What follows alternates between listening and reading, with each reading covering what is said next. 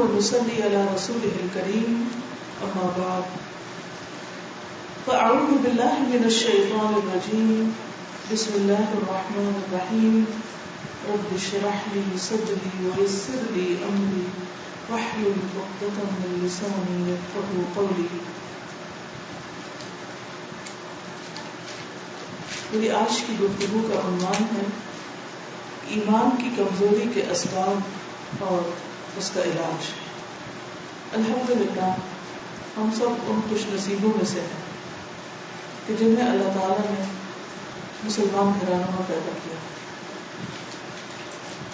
اور ہمارے ماں باپ نے بچپن سے ہی ہمیں سب سے پہلے اللہ کا نام اور اللہ کی وحدانیت کا کلمہ لا الہ الا اللہ سکھایا.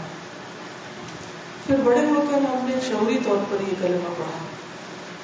ہم سب اللہ پر ایمان رکھتے ہیں، لیکن بہت دفعہ ایسا ہوتا ہے کہ ایمان رکھنے کے باوجود، دل سے ماننے کے باوجود، زبان سے اقرار کرنے کے باوجود ہمارا عمل اس کے مطابق نہیں ہوتا، اور عمل میں بھی فلکچویشن ہوتی رہتی ہے.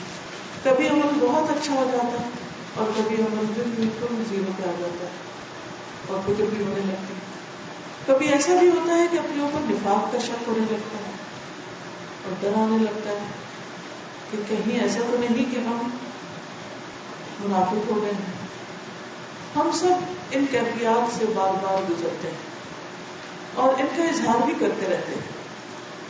اکثر لوگوں کا یہ تکیہ کلام ہوتا ہے کہ ایمان کا لیول ڈاؤن ہو رہا ہے، یا یہ کہتے ہیں کہ ایمان کی وہ کیفیت نہیں محسوس ہو رہی، یا ایمان کی حلاوت محسوس نہیں ہو رہی.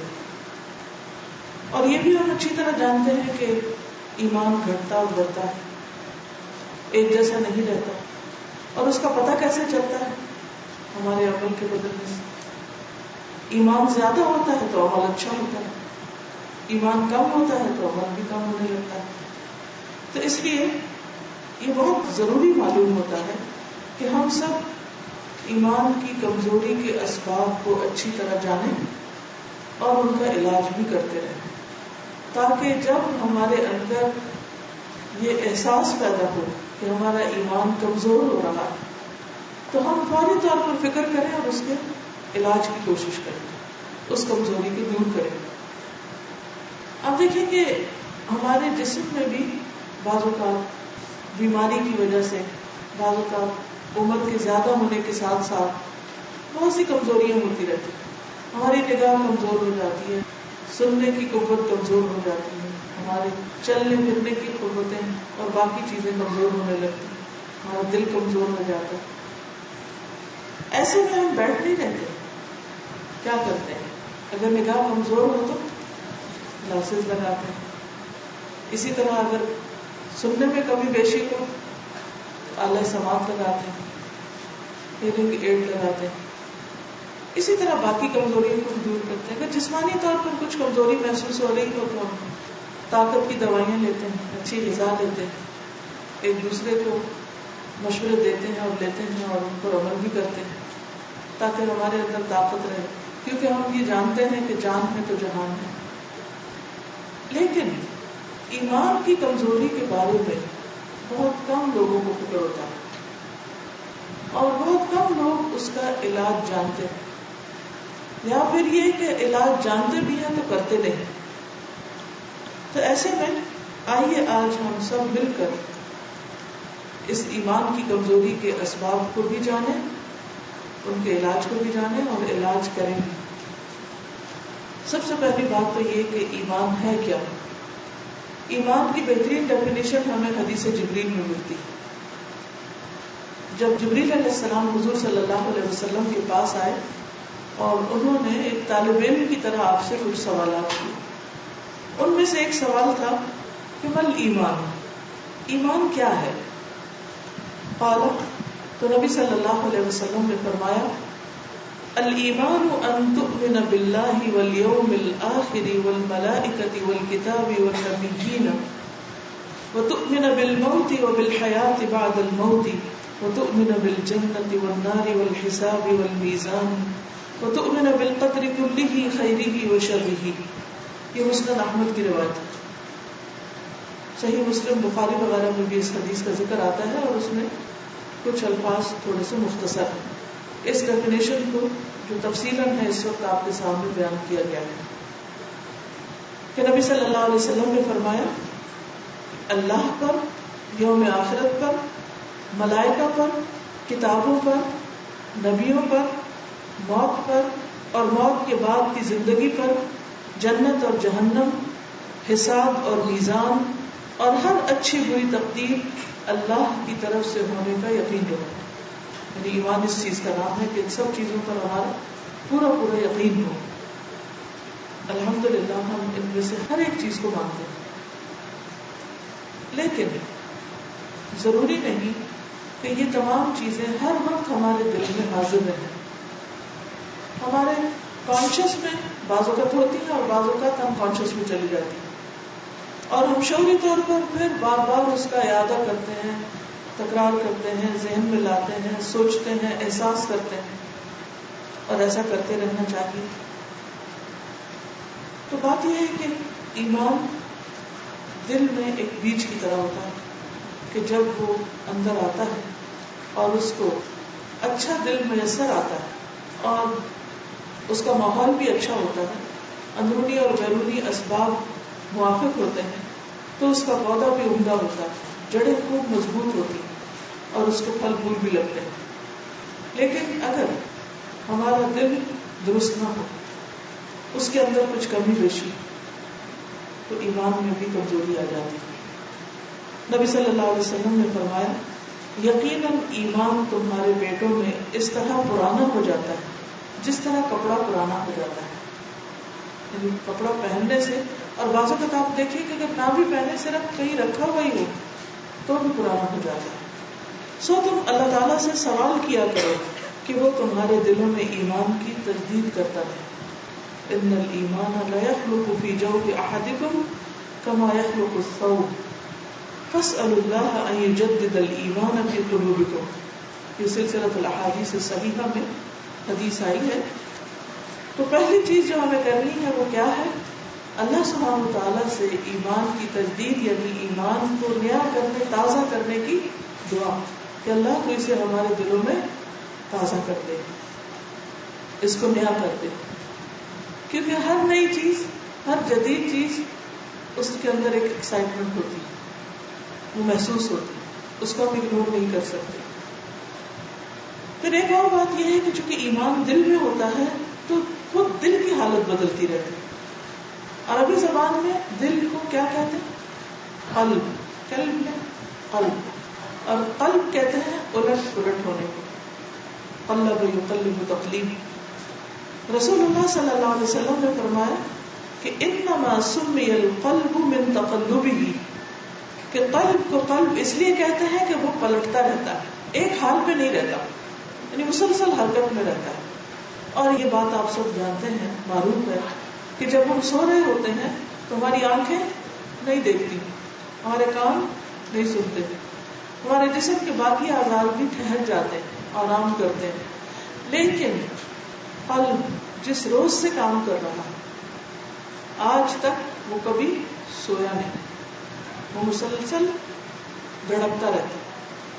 اگر وہ چند لمحے کے لیے بھی اپنا کام کرنا بند ہو جائے تو ہماری زندگی ختم ہو جائے.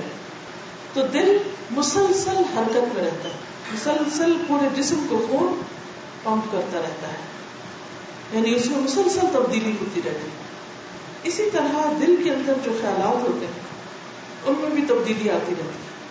جس طرح دل کے اندر پایا جانے والا خون ہماری غذا اور ماحول سے مراد جس طرح کی ہم آکسیجن وغیرہ لیتے ہیں، جس طرح کے ماحول میں رہتے ہیں، اس سے اس پر اثر پڑتا ہے. اور اگر خون گندا ہوتا ہے وہ بھی جسم کے اندر اسی طرح کے اثرات رکھتا ہے. اسی طرح دل کی حالت اگر اچھی نہ ہو تو لازماً اس کا اثر ایمان پر بھی پڑتا ہے، اور ایمان کمزور ہو تو دل پر اس کا اثر پڑتا ہے. تو اس لیے نبی صلی اللہ علیہ وسلم نے فرمایا کہ دل کی مثال تو اس پر کسی ہے جو کسی درخت کی جڑ میں پڑا ہوا ہے اور ہوا اسے الٹ پلٹ کرتی رہتی ہے، ہوا اس پر کو الٹ پلٹ کرتی رہتی ہے. یا پتے کو آپ دیکھ لیجئے کہ جیسے درخت سے پتا گر جاتا ہے، ہوا چلے تو کیا ہوتا ہے، ایک جھونکا آتا ہے تو پتے کو ایک طرف الٹ دیتا ہے، دوسری طرف جھونکا آتا ہے تو پتا واپس کسی اور جگہ پہ چلا جاتا ہے، اسی طرح پر بھی الٹ پلٹ ہوتے رہتے ہیں. تو یہ بات یقینی ہے کہ ہمارا دل ایک حال میں نہیں رہتا، مسلسل الٹ پلٹ ہوتا رہتا ہے. کبھی ہم خوش ہوتے ہیں، کبھی ہم غمگین ہوتے ہیں، کبھی ہم خوف زدہ ہوتے ہیں، کبھی ہمارے دل میں اللہ کی محبت ٹھاٹھے مار رہی ہوتی ہے اور ہماری آنکھیں بھی بہہ رہی ہوتی ہیں، اور کبھی بڑی سے بڑی بات سن کر ہم بھی بالکل بے حس بیٹھے رہتے ہیں اور ہم پر کچھ بھی اثر نہیں ہوتا. اس کیفیت کو سب جانتے ہیں، سب پر یہ گزرتی ہے، سب محسوس کرتے ہیں. لیکن سوال یہ پیدا ہوتا ہے کہ ایسا ہوتا کیوں ہے، اس کے اسباب کیا ہیں؟ تو اسباب یا ریزنز دو طرح کے ہیں، کچھ اندرونی ہیں اور کچھ بیرونی ہیں. کچھ وجوہات ہمارے اپنے اندر ہیں اور کچھ باہر سے ہمارے اوپر اثر انداز ہوتی ہیں. اندر کے اسباب کیا ہیں؟ قرآن مجید میں ایک آیت آتی ہے، أَلَمْ يَأْنِ لِلَّذِينَ آمَنُوا أَن تَخْشَعَ قُلُوبُهُمْ لِذِكْرِ اللَّهِ وَمَا نَزَلَ مِنَ الْحَقِّ وَلَا يَكُونُوا كَالَّذِينَ أُوتُوا الْكِتَابَ مِن قَبْلُ فَطَالَ عَلَيْهِمُ الْأَمَدُ فَقَسَتْ قُلُوبُهُمْ وَكَثِيرٌ مِّنْهُمْ فَاسِقُونَ. سورۃ الحدید آیت نمبر 16. جو لوگ ایمان لائے ہیں کیا ان کے لیے ایسا وقت نہیں آیا کہ اللہ کے ذکر سے اور جو حق نازل ہوا ہے اس سے ان کے دل جھک جائیں اور ان لوگوں کی طرح نہ ہو جائیں جنہیں اس سے پہلے کتاب دی گئی تھی، پھر ان پر ایک طویل مدت گزر گئی تو ان کے دل سخت ہو گئے اور ان میں سے اکثر فاسق ہیں. اب یہاں پر آپ دیکھیے کہ ایک طرف یہ بات کی گئی ہے کہ جب اللہ کا ذکر ہوتا ہے اور جو اللہ نے حق میں سے اتارا ہے وہ انسان پڑھتا ہے یا سنتا ہے تو دل کی حالت بدلتی ہے، دل کے اندر ایک خشوع آتا ہے، دل کے اندر ایک لرزہ آتا ہے، دل کی کیفیت اور حالت بدلتی ہے. لیکن کچھ لوگوں کی نہیں بدلتی. کیوں؟ اس لیے کہ علم کے آنے کے بعد بھی ایک ایسی کیفیت آتی ہے، خاص طور پر جب بہت دن تک علم سے کوئی تعلق اور واسطہ نہ رہے. وَلَا يَكُونُوا كَالَّذِينَ أُوتُوا الْكِتَابَ مِن قَبْلُ فَطَالَ عَلَيْهِمُ الْأَمَدُ.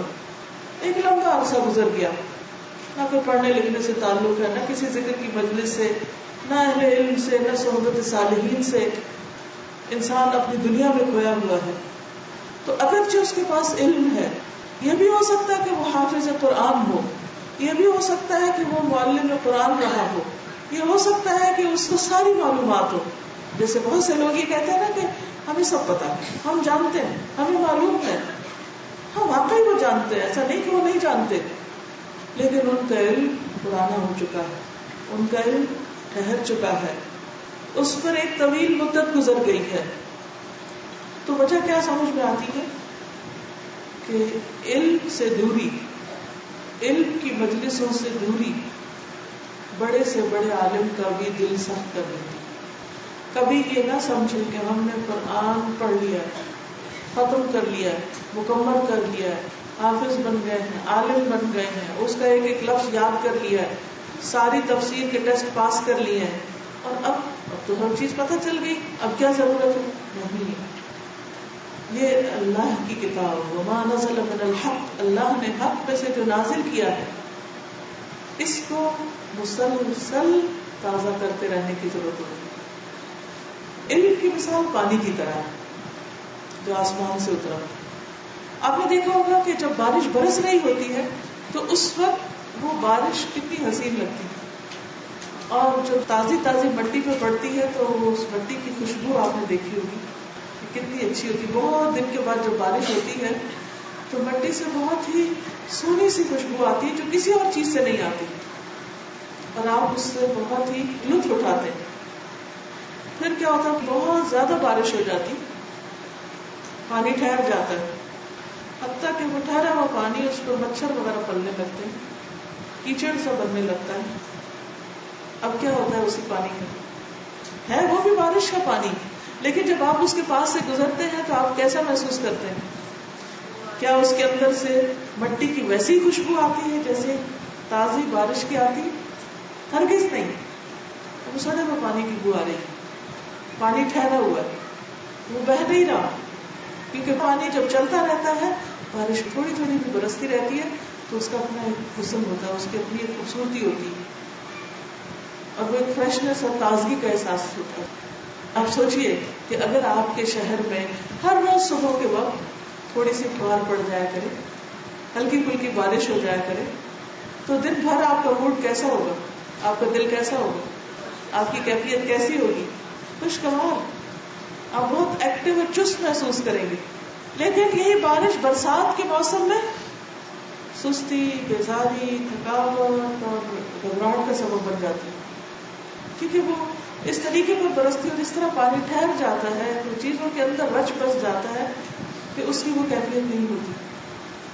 تو بہر ہی اگر آپ قرآن مجید کے ساتھ، اللہ کے ذکر کے ساتھ اس طرح کا تعلق رکھتے ہیں کہ ہر روز صبح کے وقت گویا آپ کے اوپر ایک بارش کی فوار پڑی اور آپ کا دل رات بھر سونے کے بعد جب صبح جاگا اور قرآن کی غذا اس کو ملی اور آپ نے پڑھا، پڑھایا، ذکر کیا، جو یاد کر چکے ہیں اس کو دہرایا، تو آپ یقین مانیے کہ یہ ہو نہیں سکتا کہ پھر آپ کا دل بے چین رہے یا آپ کے اندر بے حسی آئے یا آپ کے اندر ایسی کیفیت پیدا ہو کہ آپ اچھے کاموں کی بجائے برے کاموں کی طرف لگتے ہیں. ان قرآن الفجر کان مشہودا، وہ ایسی ڈوز ملتی ہے انسان کو کہ جس سے انسان باقی دن کے لیے اور باقی وقت کے لیے تر و تازہ رہتا ہے. ٹھیک ہے، بہت صبح میں بہت کچھ پڑھنے کا وقت نہیں ملتا، تو صبح صبح باقی کام کاج ختم کر کے کسی نہ کسی حلقے کو جوائن کریں، لوگوں کے ساتھ مل بیٹھ کر قرآن مجید کو پڑھیں. یہ ہو نہیں سکتا کہ جب آپ اکٹھے بیٹھ کر اللہ کا ذکر کریں گے تو پھر آپ کے دل کی حالت نہ بدلے. کیسا بھی غم ہو، کیسا بھی خوف ہو، کیسے بھی دکھ اور تکلیف ہو، کیسی بھی پریشانی ہو، لیکن اگر دن کا ایک حصہ آپ قرآن مجید کے پڑھنے اور پڑھانے میں گزارتے ہیں، اس سے یقیناً آپ کے دل کے اوپر اثر پڑتا ہے، یقیناً آپ کا دل بدلتا ہے. اس میں آپ دیکھیے کہ مختلف طرح کے لوگ ہوتے ہیں. ایک وہ ہوتے ہیں کہ جن کو پتہ چلتا جاتا ہے کہیں ذکر کی مجلس ہے تو وہ دوڑتے ہوئے پہنچتے ہیں اور وقت سے پہلے پہنچتے ہیں اور آگے بیٹھنے کی کوشش کرتے ہیں اور پوری توجہ کے ساتھ سنتے ہیں، اور انہیں ادھر ادھر کی کوئی فکر نہیں ہوتی کہ کوئی کیا کر رہا ہے. انہیں بس اس سے غرض ہوتی ہے کہ جو چیز لینے آئے ہیں وہ مل جائے اور پوری مل جائے. اور ایک وہ ہوتے ہیں جو آتے تو ہیں مگر دیر سے آتے ہیں، پیچھے ہی بیٹھ جاتے ہیں اور تھوڑا سا سنتے ہیں اور تھوڑا ادھر ادھر دیکھتے ہیں اور تھوڑا کبھی دھیان اندر آتا ہے کبھی باہر جاتا ہے، ان کو بھی کچھ نہ کچھ مل جاتا ہے. اور کچھ ایسے ہوتے ہیں کہ جو جھانک کر چلے جاتے ہیں، یا اگر ان کو پتا چلے تو وہ کہتے ہیں یہ کیا بتائیں گے، یہ باتیں تو ہم نے پہلے بھی سن رکھی ہیں، ہمیں سب کچھ پتا ہے، ہم جانتے ہیں، اور کیا چاہیے. جو پہلے پتا وہ تھوڑا، اور جتنا زیادہ سیکھیں گے اتنا زیادہ امتحان ہوگا، تو بہتر ہے نہ ہی سیکھیں. شیطان کیسے کیسے دھوکے دیتا ہے، لہٰذا وہ یا تو آتا ہی نہیں یا پھر آ کے بیزاری کے ساتھ ادھر ادھر گھوم کے واپس چلے جاتے ہیں. ان تینوں کا حال کیا ہے ایک حدیث سے بھی پتہ چلتا ہے.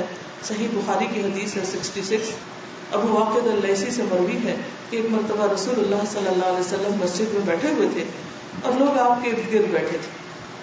3 آدمی وہاں آئے، ان میں سے 2 رسول اللہ صلی اللہ علیہ وسلم کے سامنے پہنچ گئے اور ایک واپس چلا گیا. راوی کہتے ہیں پھر وہ دونوں رسول اللہ صلی اللہ علیہ وسلم کے سامنے کھڑے ہو گئے. اس کے بعد ان میں سے ایک نے جب مجلس میں کچھ گنجائش دیکھی تو وہاں بیٹھ گیا، آگے تو آ گیا، اور دوسرا اہل مجلس کے پیچھے بیٹھ گیا، تیسرا واپس لوٹ گیا. تو جب رسول اللہ صلی اللہ علیہ وسلم اپنی گفتگو سے فارغ ہوئے تو صحابہ سے فرمایا کیا میں تمہیں ان 3 آدمیوں کے بارے میں نہ بتاؤں؟ تو سنو، ان میں سے ایک شخص اللہ کی طرف بڑھا، اللہ نے اسے جگہ دی، اس نے اللہ کی پناہ لی، اللہ نے بھی اس کو پناہ دی، یعنی جو آگے آ گیا، جس نے دلچسپی کا مظاہرہ کیا. دوسرے کو شرم آئی، پیچھے بیٹھ گیا، اب کیا تکلیف دوں کسی کو، پر یہ ٹھیک ہے. آپ نے دیکھو کہ بہت سے لوگ رستے میں بیٹھ جاتے ہیں، دروازے پہ بیٹھ جاتے ہیں، کہیں ایک کنارے پہ بیٹھ جاتے ہیں. ان کو لوگوں سے شرم آتی ہے اور باتوں کا اس بات سے کہ کہیں ایسا نہ ہو کہ ہم پورے کے پورے دین میں آ جائیں. کئی لوگ یہ عہد دے کے بھی آتے ہیں کہ جائیں گے صحیح، دیکھیں گے سنیں گے پر بدلیں گے نہیں. ایکسٹریمسٹ تھوڑی بننا ہے. انہوں نے ایکسٹریمسٹ بننے کا بھی اپنا ایک معیار قائم کیا ہوا ہے. اللہ کے دین میں پورے کے پورے آنا ان کے نزدیک ایکسٹریمزم ہے، پورے کی پورے دنیا میں ڈوبنا کوئی ایکسٹریمزم نہیں، اور اللہ کے دین میں آنا ایکسٹریمزم ہے. شیطان کیسے کیسے دھوکے دیتا ہے. بہرحال آپ صلی اللہ علیہ وسلم نے فرمایا وہ شرما گیا تو اللہ بھی اس سے شرما گیا. یعنی جیسا اس کا معاملہ تھا اللہ تعالیٰ نے بھی اس کے ساتھ ویسا ہی معاملہ کیا.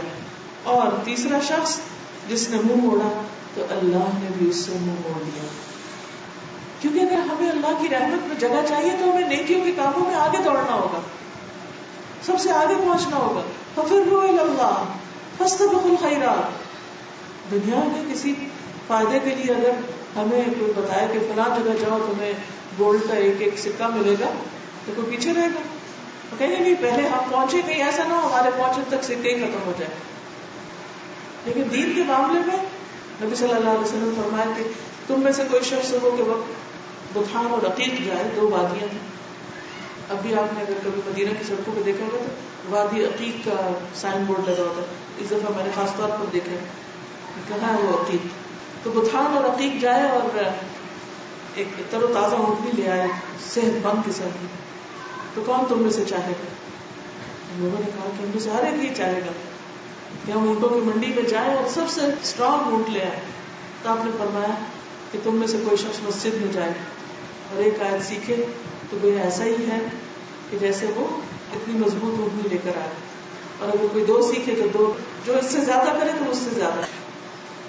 دنیا کے مال و متاع کے لیے، دنیا کے فائدوں کے لیے ہم میں سے ہر شخص دوسرے سے آگے بڑھنا چاہتا ہے. لیکن جب دین کی بات آتی ہے تو ہم کہتے ہیں بس اتنا ہی کافی ہے. یہ کافی نہیں ہے، کیونکہ دل ایک حالت میں نہیں رہ سکتا. اس کو روز غذا چاہیے، جیسے روز پیٹ کو کھانا چاہیے نا، ایسے ہی دل کو بھی روز غذا چاہیے ہوتی ہے. اور اس کی غذا کیا ہے؟ اللہ کا ذکر ہے، اللہ کی کتاب ہے، اللہ نے حق میں سے جو اتارا ہے وہ ہے. اور پھر صرف یہ نہیں کہ ہم اکیلے بیٹھ کے پڑھ لیں، بلکہ کسی مجلس میں حاضر ہونا اور دوسروں کے ساتھ مل بیٹھ کر پڑھنا، یہ بھی ایمان کو بڑھانے کا ذریعہ بنتا ہے. لیکن عموماً اس سے کیا چیز روکتی ہے؟ ایمان کی کمزوری کیوں آتی ہے؟ اس کی وجہ کیا ہے؟ اس کی وجہ ہے سستی، غفلت، اعراض. ہمارے اندر کا جو ایمان کمزور ہوتا ہے تو اس میں سب سے پہلے ہمارا اپنا قصور ہوتا ہے. ہم غفلت برتتے ہیں، ہم پیچھے رہتے ہیں، ہم ٹال مٹول کرتے رہتے ہیں. ہم سوچتے ہیں اچھا ابھی کریں گے، اچھا آج نہیں کل چلے جائیں گے، اچھا ابھی ذرا یہ کام ختم ہو جائے تو پھر ہم کہیں داخلہ لے لیں گے، پھر ہم کوئی حلقہ جوائن کر لیں گے، ابھی یہ مصروفیت ہے. اور ہر ایج کے لوگ اپنی کوئی نہ کوئی مصروفیت کا بہانہ کرتے رہتے ہیں، اور جنہیں جانا ہوتا ہے وہ سب چھوڑ کے چلے بھی جاتے ہیں، کیونکہ دنیا کے کام تو کبھی ختم ہو بھی نہیں سکتے.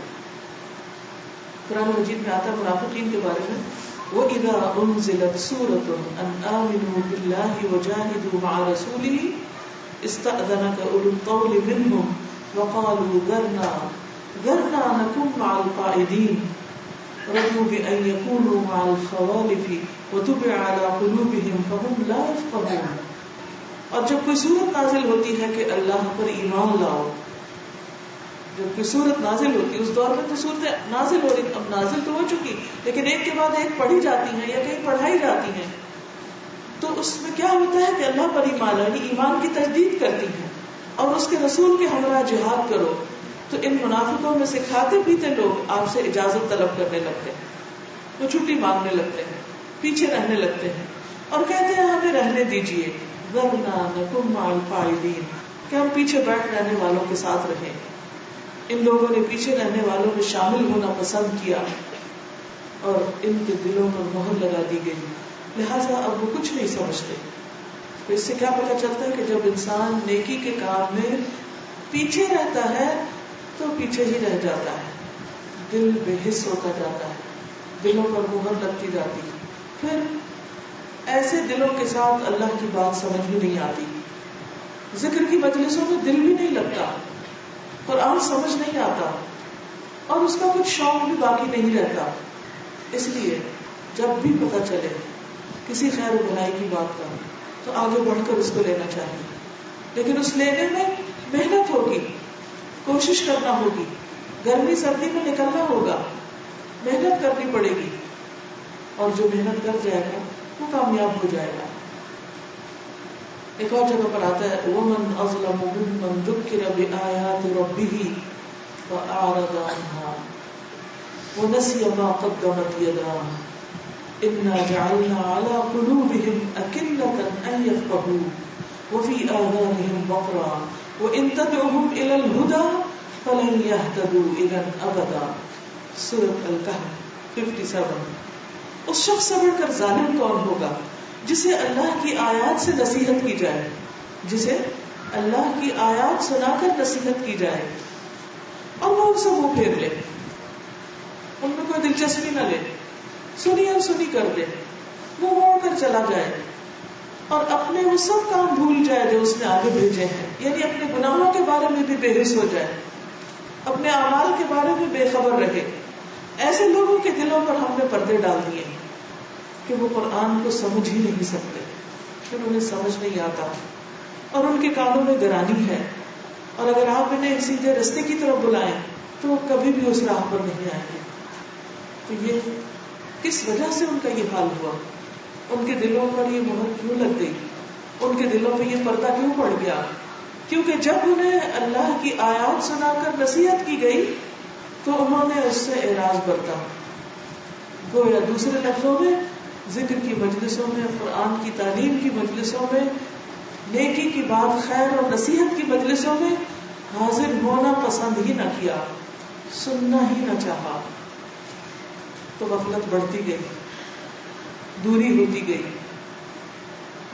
اور پھر ایک وقت ایسا آیا کہ انہیں اپنے آپ کا بھی ہوش نہ رہا، اپنے اعمال کی بھی خبر نہ رہی.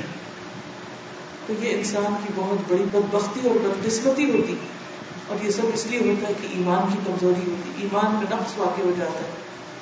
کیونکہ ایمان دل میں ہے. دل کو اگر آپ اللہ کے ذکر اور اللہ کی کتاب کی اس بارش سے اور اس پانی سے سیراب نہیں کریں گے تو ایمان کا پودہ کمزور ہوتا چلا جائے گا، کمزور ہوتا چلا جائے گا. پھر وہ حرارت اندر نہیں رہے گی، اس پارک نہیں رہے گا. تو نتیجہ کیا ہوگا کہ پھر دوری ہی دوری. اچھا ایسا کیوں ہوتا ہے؟ یہ کیفیت کیوں آتی ہے کہ انسان کا قرآن پڑھنے کو دل ہی نہیں چاہتا؟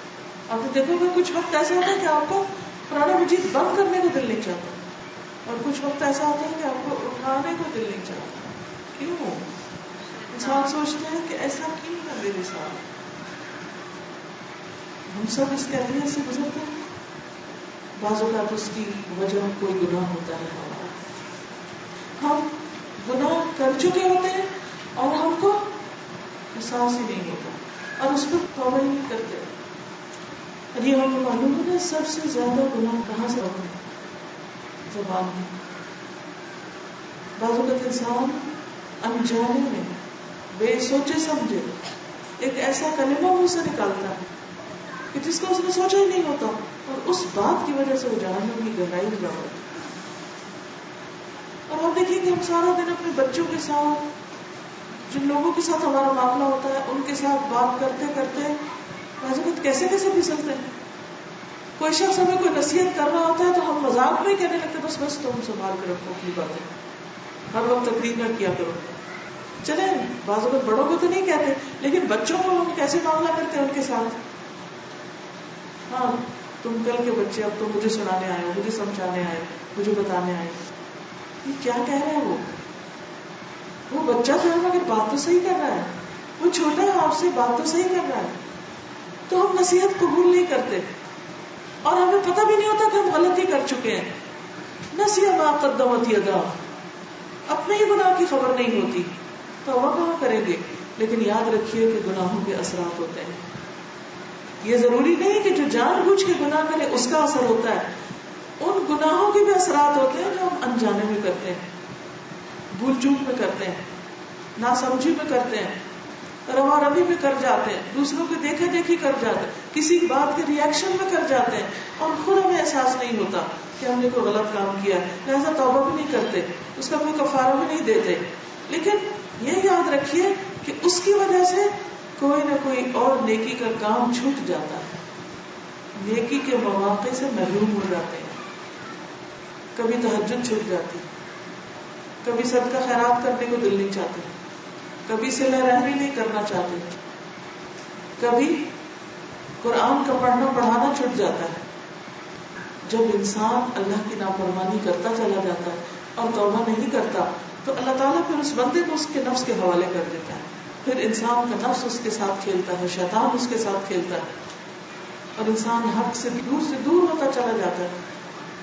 اور وہ پلٹنا بھی چاہتا ہے لیکن اس کے اندر اب اتنی ہمت ہی نہیں, قوت ہی نہیں. اس لیے آج جو شروع میں آپ کو آیت سنوائی گئی اس میں آتا ہے نا, ربنا لا تؤاخذنا ان نسینا او اخطأنا. اللہ تو ہمیں نہ پکڑنا, ہمارا مواخذہ نہ کرنا اگر ہم بھول گئے یا ہم نے جان بوجھ کے کوئی غلطی کی, تو ہماری خطاؤں کو, بھول چوک کو بھی معاف کر دے. نبی صلی اللہ علیہ وسلم جن کے اگلے پچھلے اللہ سبحانہ وتعالیٰ نے تمام گناہ معاف کر دیے تھے, وہ دن میں 70 سے 100 بار استغفار کرتے تھے. عزیز بہنوں, ہم اپنے آپ سے پوچھیں کیا آج صبح سے اب تک ہم نے 10 بار بھی استغفار کیا؟ اور ایسے کتنے ہی دن ہوتے ہیں کہ جب ہم بھول جاتے ہیں, ہمیں وقت ہی نہیں ہوتا, موقع ہی نہیں ہوتا, ہم استغفار ہی نہیں کرتے. اور بعض اوقات استغفار بھی کر رہے ہوتے ہیں تو کیسے کریں, استغفر اللہ استغفر اللہ استغفر اللہ استغفر اللہ استغفر اللہ, 100 پورا کرنا, استغفر اللہ استغفر اللہ. کیا کہا, کچھ پتہ نہیں کیا کہا. ایک دفعہ دل سے یہ احساس ہوتا کہ ہم گناہوں کی معافی مانگتے. آنکھ میں آنسو آتا ہی نہیں, بس تسبیح پڑھ کے پوری کر کے رکھ دیتے, 100 پورے ہو گئے, سنت پوری ہو گئی. کہ نبی صلی اللہ علیہ وسلم 70 سے 100 بار کرتے تھے, ہم نے بھی کر لیا. یہ کافی نہیں ہوتا, گناہوں پر ندامت ضروری ہے. بعضوں کے تو ہم کہتے ہیں ہم نے کیا گناہ کیا, پتہ نہیں کون سا گناہ, پتہ نہیں کون سا, ہمیں پتہ ہونا چاہیے. چلے اگر ہم اتنے بے شعور ہیں کہ ہمیں اپنے گناہ کا ہی نہیں پتا, پھر بھی توبہ کرنی چاہیے. مثلا جب ہم اپنے اوقات کو ضائع کرتے ہیں, وقت کو ضائع کرتے ہیں, کوئی مفید کام نہیں کرتے, اللہ کا ذکر نہیں کرتے, کیا یہ گناہ نہیں کہ اللہ کی ایک نعمت کو ضائع کر دیا؟ نعمتوں کا ضیاع بھی تو ایک ناشکری ہے نا, تو ناشکری کیا گناہ نہیں؟ تو ہم کتنے ہی دن میں لمحات ایسے آتے ہیں, ایسے بیکار بیٹھ کے سوچے جاتے ہیں, لیٹ کے سوچ رہے ہوتے ہیں, کچھ پتہ نہیں کیا سوچ رہے ہیں, کچھ پتہ نہیں کیا کر رہے ہیں. یعنی بعض اوقات غلط کام نہیں بھی کرتے, حرام کام نہیں بھی کرتے, کوئی گناہ کی بات نہیں بھی کرتے, لیکن کچھ نہ کرنا بھی غلط ہے, وقت کا ضائع کرنا بھی غلط ہے, اس کا بے احساس ہی نہیں ہوتا ہمیں. بعض اوقات فضول اللہ گفتگو میں ہوتے ہیں, بعض اوقات کچھ بھی نہیں کر رہے ہوتے, بس ایسے سستی. تو یہ سستی بھی ایک جرم ہے. نبی صلی اللہ علیہ وسلم نے اس سے پناہ مانگی تھی, اللہم انی اعوذ بک من الہم والحزن والعجز والکسل والجبن والبخل وغلبۃ الدین وقہر الرجال. دن میں کم از کم ایک دفعہ یہ دعا ضرور پڑھنی چاہیے. پھر آپ دیکھیے کہ رسول اللہ صلی اللہ علیہ وسلم نے فرمایا کہ گناہ دلوں پر غالب آنے والا ہے, یعنی گناہ کے اثرات دل پر ضرور پڑتے ہیں. حضرت علی بن ابی طالب سے روایت ہے کہ رسول اللہ صلی اللہ علیہ وسلم نے فرمایا, چاند کے سامنے آنے والی بدلی کی طرح ہر دل پر گناہوں کی بدلی چھا جاتی ہے. جیسے رات کو 14ویں کا چاند بھی چڑھا ہوا ہوا, رات آپ نے شاید منظر دیکھا ہو, کافی بڑا تھا چاند لیکن آگے بادل آئے ہوئے تھے تو پوری طرح ویزیبل نہیں تھا. دل ہی چاہ رہا تھا کہ ذرا یہ ہٹ جائے تو اچھے سے دیکھ پائیں. تو بہرحال آپ نے فرمایا کہ جیسے چاند چمک رہا ہوتا ہے اور اچانک اس کے سامنے بدلی آ جاتی ہے اور وہ تاریک ہو جاتا ہے, کچھ نظر نہیں آتا. جب بدلی سامنے سے ہٹ جاتی ہے تو وہ روشن ہو جاتا ہے. یہی معاملہ دل کا ہے. جب ہم گناہ کرتے ہیں تو کیا ہوتا ہے, وہ چمکتے دل کے سامنے ایک بادل سا آ جاتا ہے, ایک غبار سا آ جاتا ہے. اور پھر جب ہم توبہ استغفار کرتے ہیں, آنسو بہاتے ہیں, اللہ کے آگے روتے ہیں, برائی کو بھلائی سے دور کرتے ہیں, غلطی ہو گئی, کوتاہی ہو گئی, کچھ بھی ضائع ہو گیا, اس کے بعد ہم دوبارہ کچھ اچھا کرنے لگتے ہیں, تو پھر کیا ہوتا ہے, دل صاف ہونے لگتا ہے. یعنی جیسے بادل سے بارش نکلتی ہے تو آسمان صاف ہوتا ہے, اور اس کے بعد جو کچھ نظر آتا ہے وہ پہلے سے بھی زیادہ. تو اسی طرح جب بھی یہ محسوس ہو کہ دل بوجھل ہو رہا ہے اور دل لگ نہیں رہا, تو پھر کیا کرنا چاہیے, کوشش کر کے اللہ سے رو کر توبہ استغفار کر کے دعا کرنی چاہیے تاکہ آنسو کی اس بارش سے دل کا غم، جو غمام ہوتا ہے وہ بادل کو کہتے ہیں، تو غم بھی اسی سے. تو جو دل کے اندر ایک بھاری پن کی کیفیت ہوتی ہے، غم کی یا ایک دھندلے پن کی، اس کے لیے رونا ضروری ہوتا ہے، اس کے لیے استغفار ضروری ہوتا ہے. اور اگر اندر رونا نہیں آ رہا تو باہر سے کوئی قرآن پڑھیے، اس بارش کا چھینٹا پڑے تو اس سے انشاءاللہ تعالیٰ وہ مطلع ابر آلود جو ہے وہ صاف ہو جائے گا انشاءاللہ. ایک اور حدیث میں آتا ہے، ابو ہریرہ سے مروی ہے کہ رسول اللہ صلی اللہ علیہ وسلم نے فرمایا جب کسی مسلمان سے کوئی گناہ سرزد ہوتا ہے تو اس کے دل پر ایک سیاہ دھبا پڑ جاتا ہے، نشان لگ جاتا ہے. اگر وہ توبہ استغفار کر لے تو اس کا دل پھر سے صاف اور روشن ہو جاتا ہے، ورنہ جتنے گناہ بڑھتے جاتے ہیں اتنے ہی سیاہ دھبے بڑھتے جاتے ہیں، حتیٰ کہ اس کے دل پر وہ زنگ چھا جاتا ہے جس کا ذکر اللہ تعالیٰ نے قرآن مجید میں کیا، کلا بل ران علی قلوبہم ما کانوا یکسبون. کیا معنی اس کا؟ ہرگز نہیں، بلکہ ان کے دلوں پہ زنگ چڑھ گیا ان کے اپنی گناہوں کی وجہ سے. تو علاج کیا ہے؟ ہم میں سے کوئی یہ کہہ سکتا ہے کہ ہم سے گناہ نہیں ہوتے؟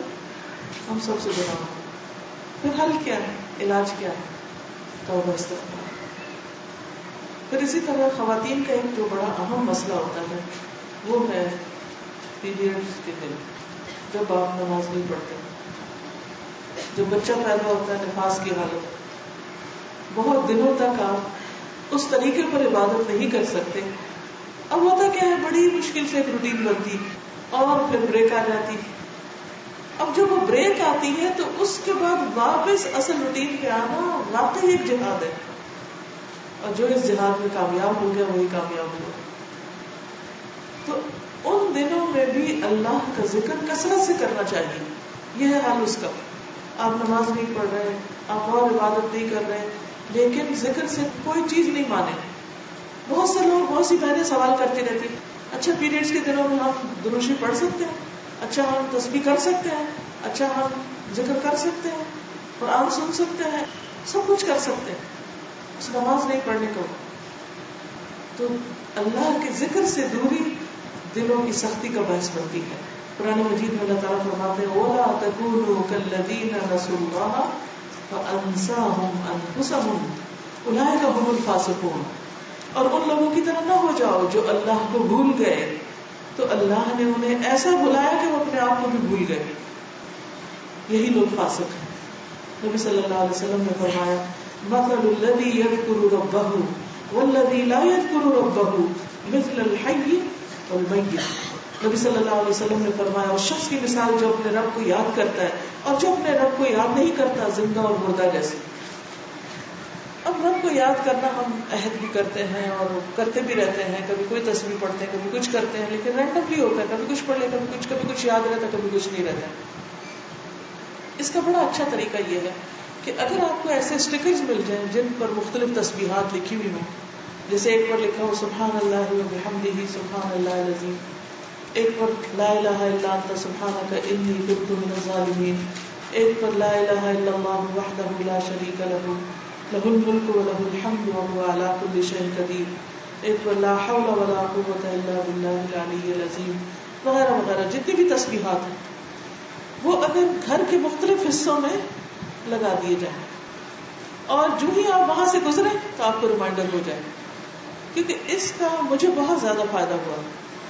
خاص طور پر آپ نے دیکھا ہوگا کہ مکہ میں جب آپ جاتے ہیں یا سفر کرتے ہیں تو راستے میں وہ ریمائنڈر آتے جاتے ہیں اذکر اللہ اور اللہ کی تسبیح کرو، کبھی کوئی ریمائنڈر کبھی کوئی ریمائنڈر. اور آپ نے دیکھا ہوگا کبھی ایسا نہیں ہوا کہ ہم پہلے سے کچھ کر رہے ہوں، وہ جب سامنے آتا ہے تو ہمیں تو پھر شروع کر دیتے ہیں. اچھا پھر کوئی بات چھوڑی، پھر بھول گئے، پھر اگلا ریمائنڈر ہے پھر شروع کر دیتے ہیں، پھر بھول گئے پھر شروع ہو جاتے ہیں. چلے ٹھیک ہے الحمدللہ کہ جنہوں نے آپ کے لیے انتظام کیا سڑکوں پر، لیکن ہم ہر وقت سڑک پر تو نہیں ہوتے، ہم اپنے گھروں میں ہوتے ہیں. تو گھروں کے اندر ریمائنڈر لگائیے. ابھی عمرے پر جب تھی تو جہاں پر ہم ٹھہرے ہوئے تھے حرم سے نکل کر جب ہم جاتے تھے تو ہوٹل کی انٹرنس میں ہر پلر پر ایک اسٹیکر لگا ہوا تھا. تو وہ اتنا اچھا لگتا تھا کہ میں ہر ایک پلر سے دوسرے تک وہ تسبیح کرتی، جب اگلا پلر آتا نیا ذکر آ جاتا پھر وہ شروع کر دیتی، پھر اگلا آتا پھر. تو وہ ہر دفعہ میرے دل کی خوشی میں اضافہ ہو جاتا. ورنہ کیا ہوتا ہے کہ جب آپ مسجد سے آؤ تو آپ تھکے ہوئے ہوتے ہیں اور آپ مشکل سے قدم اٹھا رہے ہوتے ہیں کہ اچھا آپ پہنچے منزل تک اور آرام کریں، لیکن جب اللہ کا ذکر سامنے آتا ہے اور آپ ذکر شروع کر دیتے ہیں تو خود بخود مسکرانے لگتے ہیں اور آپ کی تھکاوٹ دور ہو جاتی ہے اور آپ فریش ہو جاتے ہیں. تو اللہ کا ذکر جو ہے وہ دلوں کو زندگی بخشتا ہے. نبی صلی اللہ علیہ وسلم کے پاس جب حضرت فاطمہ رضی اللہ تعالیٰ عنہا آئی غلام کے لیے کہ وہ کام کر کر کے تھک جاتی ہیں، تو آپ نے ان کو کیا دیا؟ تسبیحات، جن کو ہم کیا کہتے ہیں؟ تسبیحات فاطمہ. وہ انہی کے نام سے منسوب ہو گئی کیونکہ انہی کی تو حال ہمیں بھی ملی. تب آپ دیکھیں کہ ہم میں سے کتنے لوگ ہیں جو رات بستر پہ پڑھ کے یا تھکاوٹ کے وقت یہ تسبیحات ہی رکھتے ہیں، بھول جاتے ہیں، پھر ہمارے اندر ایک اریٹیشن پیدا ہوتی ہے، کوئی غصہ کرنے لگتے ہیں. چائے نہیں بھولتی، چائے پی لیتے ہیں، پیناڈول کھا لیتے ہیں، لیکن تسبیحات پڑھنا شیطان بھلوا دیتا ہے. حل کیا ہے؟ علاج کیا ہے؟ ایسے بھولے ہوئے زندگی بسر کر دیں گے؟ نہیں. اگر آپ کو اللہ نے ایک پین دیا ہے اور ایک کاغذ کا ٹکڑا دیا ہے، اسٹکی نوٹ ہے آپ کے پاس، آپ جا کے خود لکھ کے اپنے بابرکت ہاتھوں سے خود ہی لگا دیجیے، تو انشاءاللہ آپ دیکھیں گے کہ پھر آپ نہیں بھولیں گے اور روز کی روز آپ کو یاد دہانی ہوتی رہے گی. اور اس تھکاوٹ میں اور اس رش میں ایک نظر اللہ کے نام پہ پڑے گی تو آپ کا دل ایک دم ٹھہر جائے، ایک دم تازگی ہونے لگے گی. جو سگڑ خواتین ہوتی ہیں وہ گھر میں راہ چلتے چیزوں کی ڈسٹنگ کر رہی ہوتی ہیں، ادھر سے چیز اٹھا ادھر رکھ، وہ صاف کر، وہ شیشے کو صاف کر، واش روم میں گئے تو سنک دھونے کھڑے ہو گئے، وائپر کرنے لگ گئے، ڈرائنگ روم میں گئے، مجلس میں گئے تو وہاں پر ہر چیز ٹھیک ہو رہی ہے، کچن میں گئے تو جلدی جلدی ساتھ کھانا پکا رہے ہیں، ساتھ برتن ٹھیک کر رہے ہیں، ہر چیز ساتھ کے ساتھ. کچھ اس طرح گھر چلاتے ہیں، کچھ ستیا ہی ناس، ہر چیز زمین میں پڑی ہے، ہوش نہیں کہ اٹھائیں اس کو. ہر طرح کے لوگ ہوتے ہیں، ان کو لگتا نظر ہی کچھ نہیں آتا. جب روح گندی ہو جاتی ہے نا تو گندا ماحول بھی اثر نہیں کرتا، انسان بے حس ہو جاتا ہے. میں کہتا پڑا نہیں، کیا فرق پڑتا ہے، اٹھ جائے گا، آ جائے گا، اور پھر اس کی بھی عادت ہو جاتی ہے. تو اسی طرح جیسے دنیا کے کاموں میں آپ تیزی کرتے ہیں اور جلدی جلدی ہر چیز کو چمکاتے ہیں، ایسے دل کو روز چمکائیے اور ساتھ کے ساتھ چمکائیے. ادھر ایک ذکر، ادھر ایک ذکر، ادھر ایک ذکر، اس طرح کچھ بھی نہیں انشاءاللہ بھولے گا. ہم نے پچھلے دن ایک کارڈ چھاپا تھا ذکر الہی کے نام سے، اگر آپ لوگوں کے پاس وہ ہے، ورنہ انٹرنیٹ سے بھی آپ ڈاؤن لوڈ کر کے اس کا پرنٹ نکال کے بھی آپ کہیں لگا سکتے ہیں. ایسی جگہ جہاں آپ کو زیادہ دیر بیٹھنا پڑے، انتظار کرنا پڑے، تو پھر آپ کے سارے اذکار پورے ہو جائیں گے انشاءاللہ تعالی. صرف تھوڑی سی ایفرٹ کرنے کی اور ایک طریقہ اختیار کرنے کی دیر ہے، کیونکہ ایمان کو کمزور نہیں ہونے دینا، ساتھ کے ساتھ اس کے اوپر کام کرنا ہے. پھر اسی طرح جب انسان نیکی کے کام سے پیچھے رہتا ہے تو انسان کا ایمان کمزور ہوتا ہے، دل میں غفلت آتی، سستی ہوتی. عبداللہ بن عمر اور ابو ہریرہ دونوں روایت کرتے ہیں کہ انہوں نے نبی صلی اللہ علیہ وسلم کو منبر کی سیڑھیوں پر فرماتے ہوئے سنا، یعنی آپ سیڑھی پر چڑھ رہے تھے، لوگ جمعہ کی نماز چھوڑنے سے باز آ جائیں ورنہ اللہ تعالیٰ ان کے دلوں پر مہر لگا دیں گے، پھر وہ غافلوں میں سے ہو جائیں گے. یعنی کہ مردوں کے لیے خاص طور پر اگر وہ جماعت سے پیچھے رہتے ہیں، جمعہ نہیں پڑھتے، تو یہ چیز ان کے لیے دلوں پر مہر لگانے کا سبب بن جاتی ہے، ایمان کی کمزوری ہوتی ہے اور پھر نیکی کے کاموں میں انسان پیچھے سے پیچھے رہنے لگتا ہے.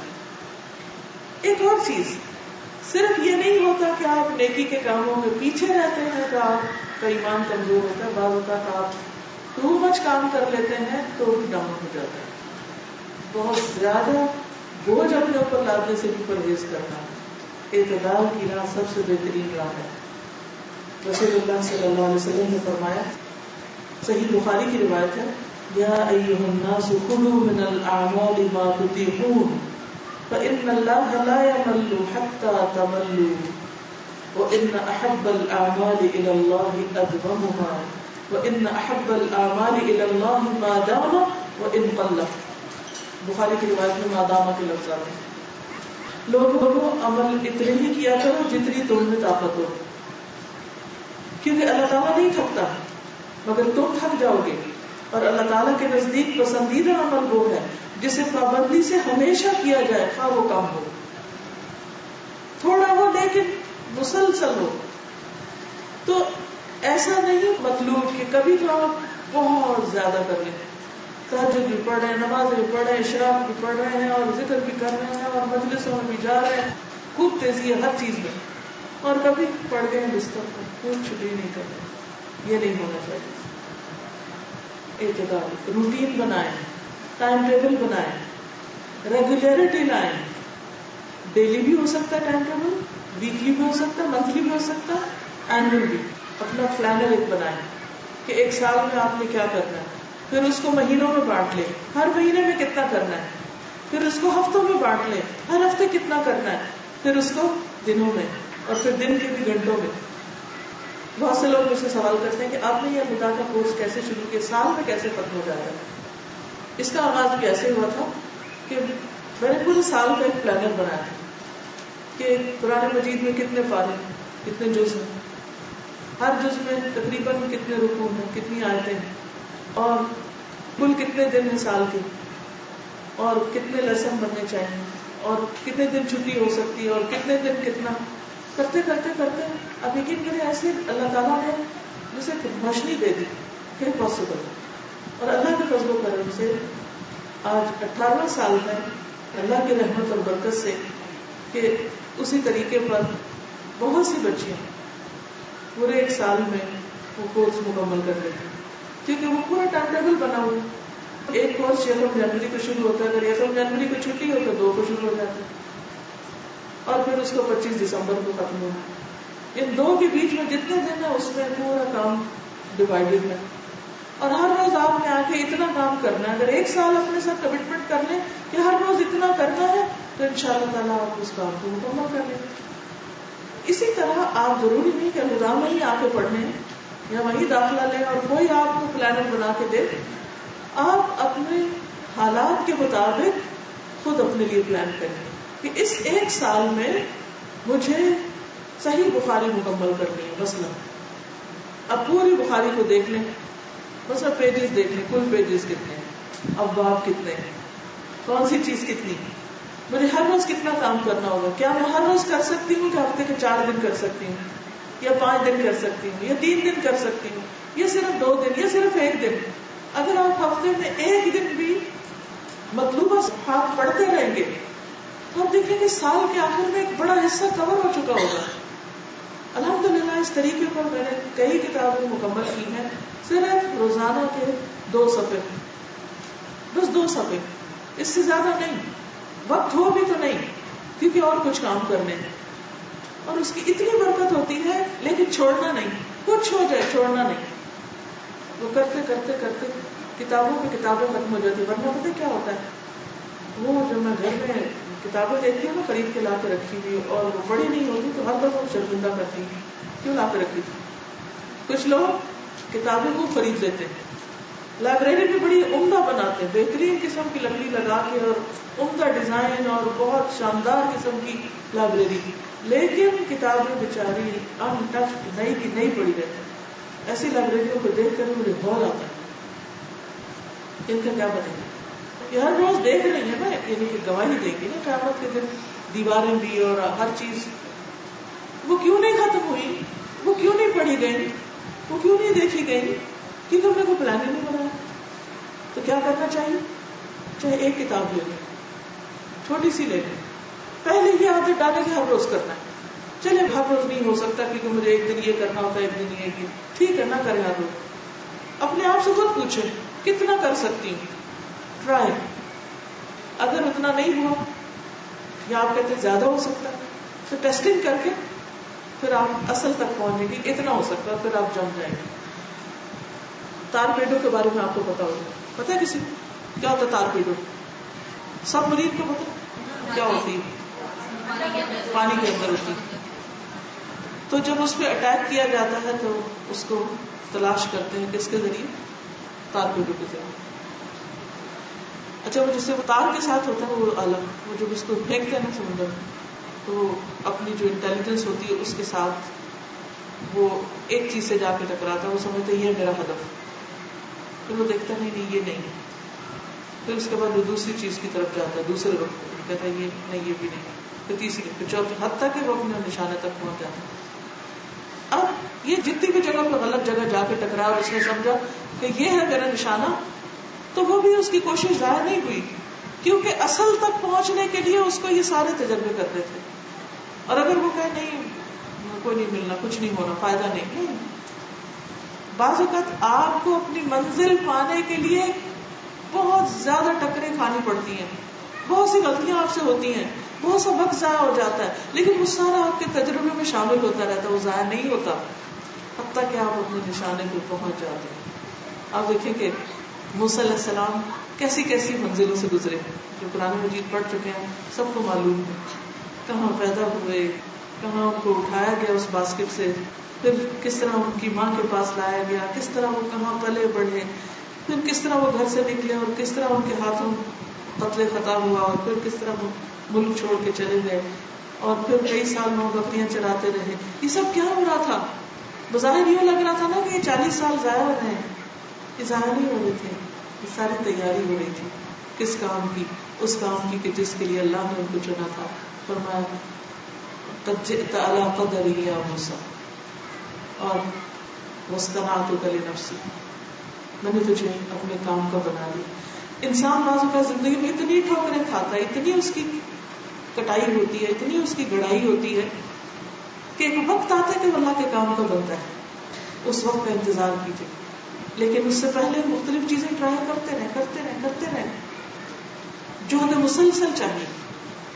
اس دل کو بھی قرار نہیں آئے گا جب تک اس کو صحیح غذا نہیں ملے گی اور صحیح نشانے پہ جا کے نہیں بیٹھے گی، اور آپ کو اپنی زندگی کا صحیح مقصد اور اپنی صلاحیتوں کو صحیح طور پر پہچاننے کا موقع نہیں جب تک ملے گا. جب تک آپ وہ کام نہیں کریں گے جس کے لیے اللہ نے آپ کو خاص صلاحیتیں دی، تو آپ کبھی بھی چین نہیں پا سکتے. ہاں، جب آپ کو منزل مل جائے گی جس کے لیے آپ کو تیار کیا گیا اور آپ وہ کام کرنا شروع کر دیں گے، تو انشاءاللہ آپ کے ایمان میں پھر ہر روز اضافہ ہی ہوتا چلا جائے گا. لیکن اس کے لیے باقاعدہ کوشش، جہد مسلسل. ایسی چیزیں بائی چانس نہیں ملتی، ان کے لیے محنت کرنی پڑتی، تو پابندی کے ساتھ کام. عبداللہ بن عمرو بن العاص کہتے ہیں کہ مجھ سے نبی صلی اللہ علیہ وسلم نے پوچھا کیا یہ خبر صحیح ہے کہ تم رات بھر عبادت کرتے اور پھر دن میں روزہ بھی رکھتے؟ میں نے کہا جی ہاں میں ایسا کرتا ہوں. آپ نے فرمایا لیکن اگر تم ایسا کرو گے تو تمہاری آنکھیں بیٹھ جائیں گی اور تمہاری جان ناتمام ہو جائے گی، نبھا نہیں سکو گے ہمیشہ. بڑھاپے میں پھر انسان ایسا نہیں کر سکتا روز. تو اس سے کیا پتہ چلتا ہے کہ نیکی کے کام میں بھی اتنی ہائٹ پر یا ہائٹ پہ نہیں جائیں کہ جس سے ریٹائرمنٹ میں آپ ڈپریشن میں چلے جائیں. نہیں، ڈپریشن میں نہیں جانا، تھوڑا تھوڑا کیونکہ مسلسل کرتے رہیں.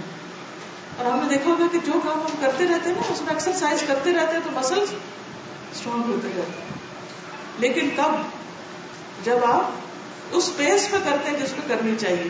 کام کریں گے تب بھی نہیں، زیادہ کریں گے تب بھی نہیں. تو اپنی پیس معلوم کیجیے اللہ نے آپ کو کتنی ہمت دی اور ایک ایسی زندگی گزاری ہے کہ جو واقعی پروڈکٹیو ہے، جس میں آپ کی اپنی سیلف گرومنگ بھی ہو اور جس میں دوسرے انسانوں کے لیے بھی فائدہ مند ہو. پھر اسی طرح ایمان کس طرح کمزور ہوتا ہے؟ اس وقت جب انسان مشکلات پر اللہ کی طرف رجوع نہیں کرتا. مشکلات ہی ہم لوگوں کو دیکھنے لگتے ہیں، کون میرا کام کرے گا، کس کے پاس جاؤں، کس سے تسلی پاؤں، کون مجھے حوصلہ دے، کس سے فائدہ پہنچے. نہیں، صحابہ کرام تو جوتی کا تسمہ بھی ٹوٹتا تھا تو سب سے پہلے کیا کرتے تھے؟ اللہ سے مانگتے، اللہ کی طرف رجوع کرتے تھے.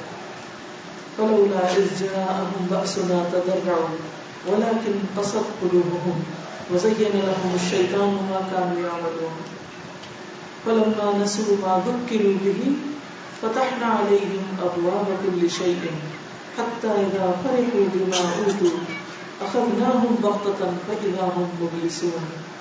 پھر جب ان پر ہمارا عذاب آیا تو وہ کیوں نہ گڑ گڑائے، یعنی اللہ کی طرف رجوع کیوں نہ کیا، مگر ان کے دل تو اور سخت ہو گئے، یعنی مشکلات ہوں گے اللہ کی طرف نہیں آئے. اور جو کام وہ کر رہے تھے شیطان نے انہیں وہی کام خوبصورت بنا کر دکھا دیے. پھر جب انہوں نے وہ نصیحت بھلا دی جو انہیں کی گئی تھی تو ہم نے ان پر خوشحالی کے تمام دروازے کھول دیے، یہاں تک کہ جو کچھ ہم نے انہیں دیا تھا وہ اس میں مگن ہو گئے. تو ہم نے انہیں اچانک پکڑ لیا، پھر وہ مایوس ہو گئے. یہ بھی اللہ کا ایک طریقہ ہے کہ اللہ تعالیٰ انسان کو مشکل میں مبتلا کرتا ہے کہ بندہ اللہ کی طرف رجوع کرے. لیکن بندہ جب اس حال میں نہیں پلٹتا تو پھر اللہ تعالیٰ اس کو خوشحالی کی نعمت سے آزماتا ہے. اور بندہ اگر پھر اللہ کی طرف رجوع نہیں کرتا تو پھر اچانک پکڑ آتی ہے اور اس وقت انسان کے ہاتھ میں کچھ بھی نہیں ہوتا. پھر اسی طرح ایک اور بات بھی سمجھنے کی ہے کہ کچھ اور بری عادات اور برائیاں اور خامیاں اور خصوصاً اخلاقی برائیاں انسان کے ایمان کو کمزور کرتی ہیں. یا ایمان کی دشمن ہوتی ہیں. حدیث میں آتا ہے لا یجتمعان فی قلب عبد الایمان والحسد. کسی بندے کے دل میں ایمان اور حسد دونوں چیزیں اکٹھی نہیں رہتی. جب انسان کسی سے جیلس ہوتا اور پھر وہ عادت بنا لیتا ہے جیلسی کی, تو پھر کیا ہوتا ہے, ایمان رخصت ہونے لگتا ہے. پھر نتیجہ کیا ہوتا ہے, انسان برے سے برے کام کرنے لگتا ہے.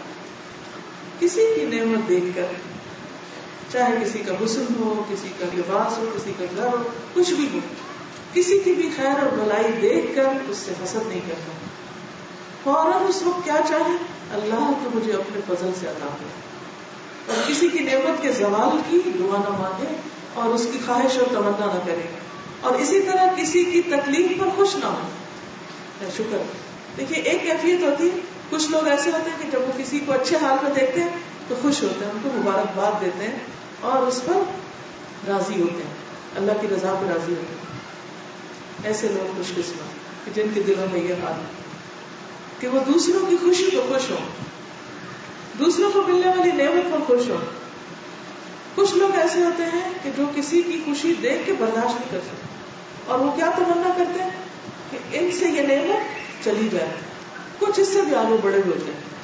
وہ کون ہوتے ہیں جو اس وقت تک راضی نہیں ہوتے جب تک دوسرے کو تکلیف میں نہ دیکھیں. یعنی وہ انتظار میں رہتے. مثلا کسی کا سنا نا, اس کو بڑی کوئی نعمت ملی ہے, اچھی جاب مل گئی, ان کا کاروبار بہت فلرش کرنے لگا, کوئی اچھی گاڑی کسی نے لے لی, اچھا گھر بنا لیا. اب ان کو تو چین نہیں ہے. اب وہ کہتے ہیں ہاں دیکھتے ہیں ہوتا ہے کیا, اور کس وقت شامت آتی, کس وقت اور چیز چھن جاتی, کس وقت ان کے بچے بگڑتے, کس وقت ایسا ہوتا ہے, کس وقت ایسا ہوتا ہے. یہ ساری کیفیات جو ہیں یہ ایمان کے منافی ہیں. اس سے ایمان کھایا جاتا ہے, ختم ہو جاتا ہے. کمزور ہونا تو کیا, بعض اوقات بالکل ہی صفایا ہو جاتا ہے, اور نتیجہ کیا ہوتا ہے کہ انسان پھر عمل سے دور ہو جاتا ہے. اللہ کی محبت کی حلاوت جو اس کو نصیب ہوتی ہے ختم ہو جاتی ہے, کیونکہ دنیا کی محبت آ گئی نا. تو حل کیا ہے, جب آپ کسی کو دیکھیں اس کو کوئی نعمت آپ سے زیادہ ملی, یا آپ جیسی ملی, یا ویسے ہی کوئی نعمت ملی, تو اپنے دل پہ جائے گا, مجھے ایمان پیارا ہے, مجھے اپنے ایمان کی حفاظت کرے. اللہ تو مجھے اپنے فضل سے دے, اور جس کو تو نے وہ نعمت دی اس کو وہ مبارک کر, اس کو قائم رکھ, اس کے لیے اچھی دعا کر دیں. پھر اسی طرح ایک اور حدیث میں آتا ہے لا یجتمع شح و ایمان فی قلب رجل مسلم. کسی مسلمان کے دل میں ایمان اور شح کہتے ہیں حرص, لالچ اور بخل کو ملا, یعنی سب سے ملی ہوئی چیز جس میں حرص لالچ بھی ہوتی اور پھر بخل ہوتا ہے. جب چیز آتی ہے تو انسان کا دل بھی تنگ ہوتا ہے, دل کی تنگی. جو دل تنگ ہو, جو نیرو مائنڈیڈ انسان ہو, جس کو دوسرے کی کامیابی کبھی اچھی نہ لگے, وہ کسی کو معاف نہ کر سکے, کسی کو دعا نہ دے سکے, تو ایسے شخص کے لیے بھی آخر اس کا بھی ایمان کھایا جاتا ہے, ایمان ختم ہو جاتا ہے. تو یہ کچھ چیزیں تھیں جو انسان کے اپنے ہی اندر ہوتی ہیں. اب کچھ چیزیں باہر سے بھی اثر انداز ہوتی ہیں, ٹھیک ہے, کچھ چیزیں اندر سے تھیں اور کچھ باہر سے. باہر سے جو چیزیں ہم پر اثر انداز ہوتی ہیں ان میں نمبر 1 شیطان ہے, شیطان کی وسوسے. ہم عام طور پر پہلے بیرونی اسباب ڈھونڈتے ہیں, لیکن کرنا کیا ہے, سب سے پہلے اپنے اندر میں ڈھونڈتے. جیسے کوئی چیز گھومتی ہے تو کیا کرتے ہیں, پہلے بازار میں ڈھونڈتے ہیں, کہاں ڈھونڈتے ہیں, گھر میں, کہ کہاں ہوگی, یہاں ہوگی, وہاں ہوگی. پھر آپ کہتے ہیں شاید گاڑی میں, پھر آپ کہتے ہیں شاید سڑک پہ گر گئی ہو, پھر کہتے ہیں شاید کسی نے اٹھا لی, پھر باہر جاتے ہیں. ٹھیک ہے, یہ بات ہمیشہ یاد رکھیے, جب بھی دل پہ بےحسی طاری ہونے لگے, دل خراب ہونے لگے, ڈپریشن سے آنے لگے, ایمان میں کمی ہونے لگے, اپنے اندر جھانکنا شروع کر دیں. کسی سے جیلس تو نہیں, کسی کے ساتھ برا سلوک تو نہیں کیا, کسی کو ہرٹ تو نہیں کیا, کسی کی ضرورت پوری کرنے سے پیچھے تو نہیں ہٹ گئے. کیوں ایسا ہو؟ نماز قضا ہو جائے, تہجد چھٹ جائیں, خیر و بھلائی کو دل نہ چاہے, اپنے اندر پہلے جاؤ, میں نے غلطی کہاں کی, میری کوتاہی کہاں. قرآن مجید میں آتا ہے ما اصابکم من مصیبت فبما کسبت ایدیکم. یہ آیت تو آتی ہے نا, ما اصابکم من مصیبت فبما کسبت ایدیکم، جب تم کو کوئی مصیبت آتی ہے تو اپنے ہاتھوں کی کمائی سے آتی ہے. پہلی غلطی اپنی ہوتی. اگر شیطان بھی آتا تو ہم نے اس کو جگہ دی ہوتی ہے، نہیں آ سکتا ایسا. وہ تو ہر وقت تاک میں لگا رہتا ہے. جب دیکھتا ہے کہ انسان غافل ہو گئے تو اندر آ جاتا ہے، اور جب انسان اللہ کا ذکر کرتا ہے تو شیطان بھی کدھر جاتا ہے؟ بھاگ جاتا ہے. ٹھیک ہے نا؟ تو پہلے اپنے اندر کے اسباب کو دیکھنا ہے، پھر باہر دیکھنا ہے. شیطان نے کہا تھا قال فبما اغويتني لاقعدن لهم صراطك المستقيم ثم لآتينهم من بين ايديهم ومن خلفهم وعن ايمانهم وعن شمائلهم ولا تجد اكثرهم شاكرين. تو نے مجھے گمراہ کیا تو میں بھی تیرے سیدھے راستے پر بیٹھ رہوں گا، پھر انسانوں کو آگے سے، پیچھے سے، دائیں سے، بائیں سے، ہر طرف سے گھیروں گا اور اپنی راہ پہ ڈال دوں گا، اور تو ان میں سے اکثریت کا شکر گزار نہ پائے گا. تو سب سے پہلی چیز شیطان کے وسوسے کی علامت ناشکراپن. انسان راضی نہیں، جو نعمت اس کو ملی وہ نظر ہی نہیں آتی، خوشیاں ختم ہو جاتی.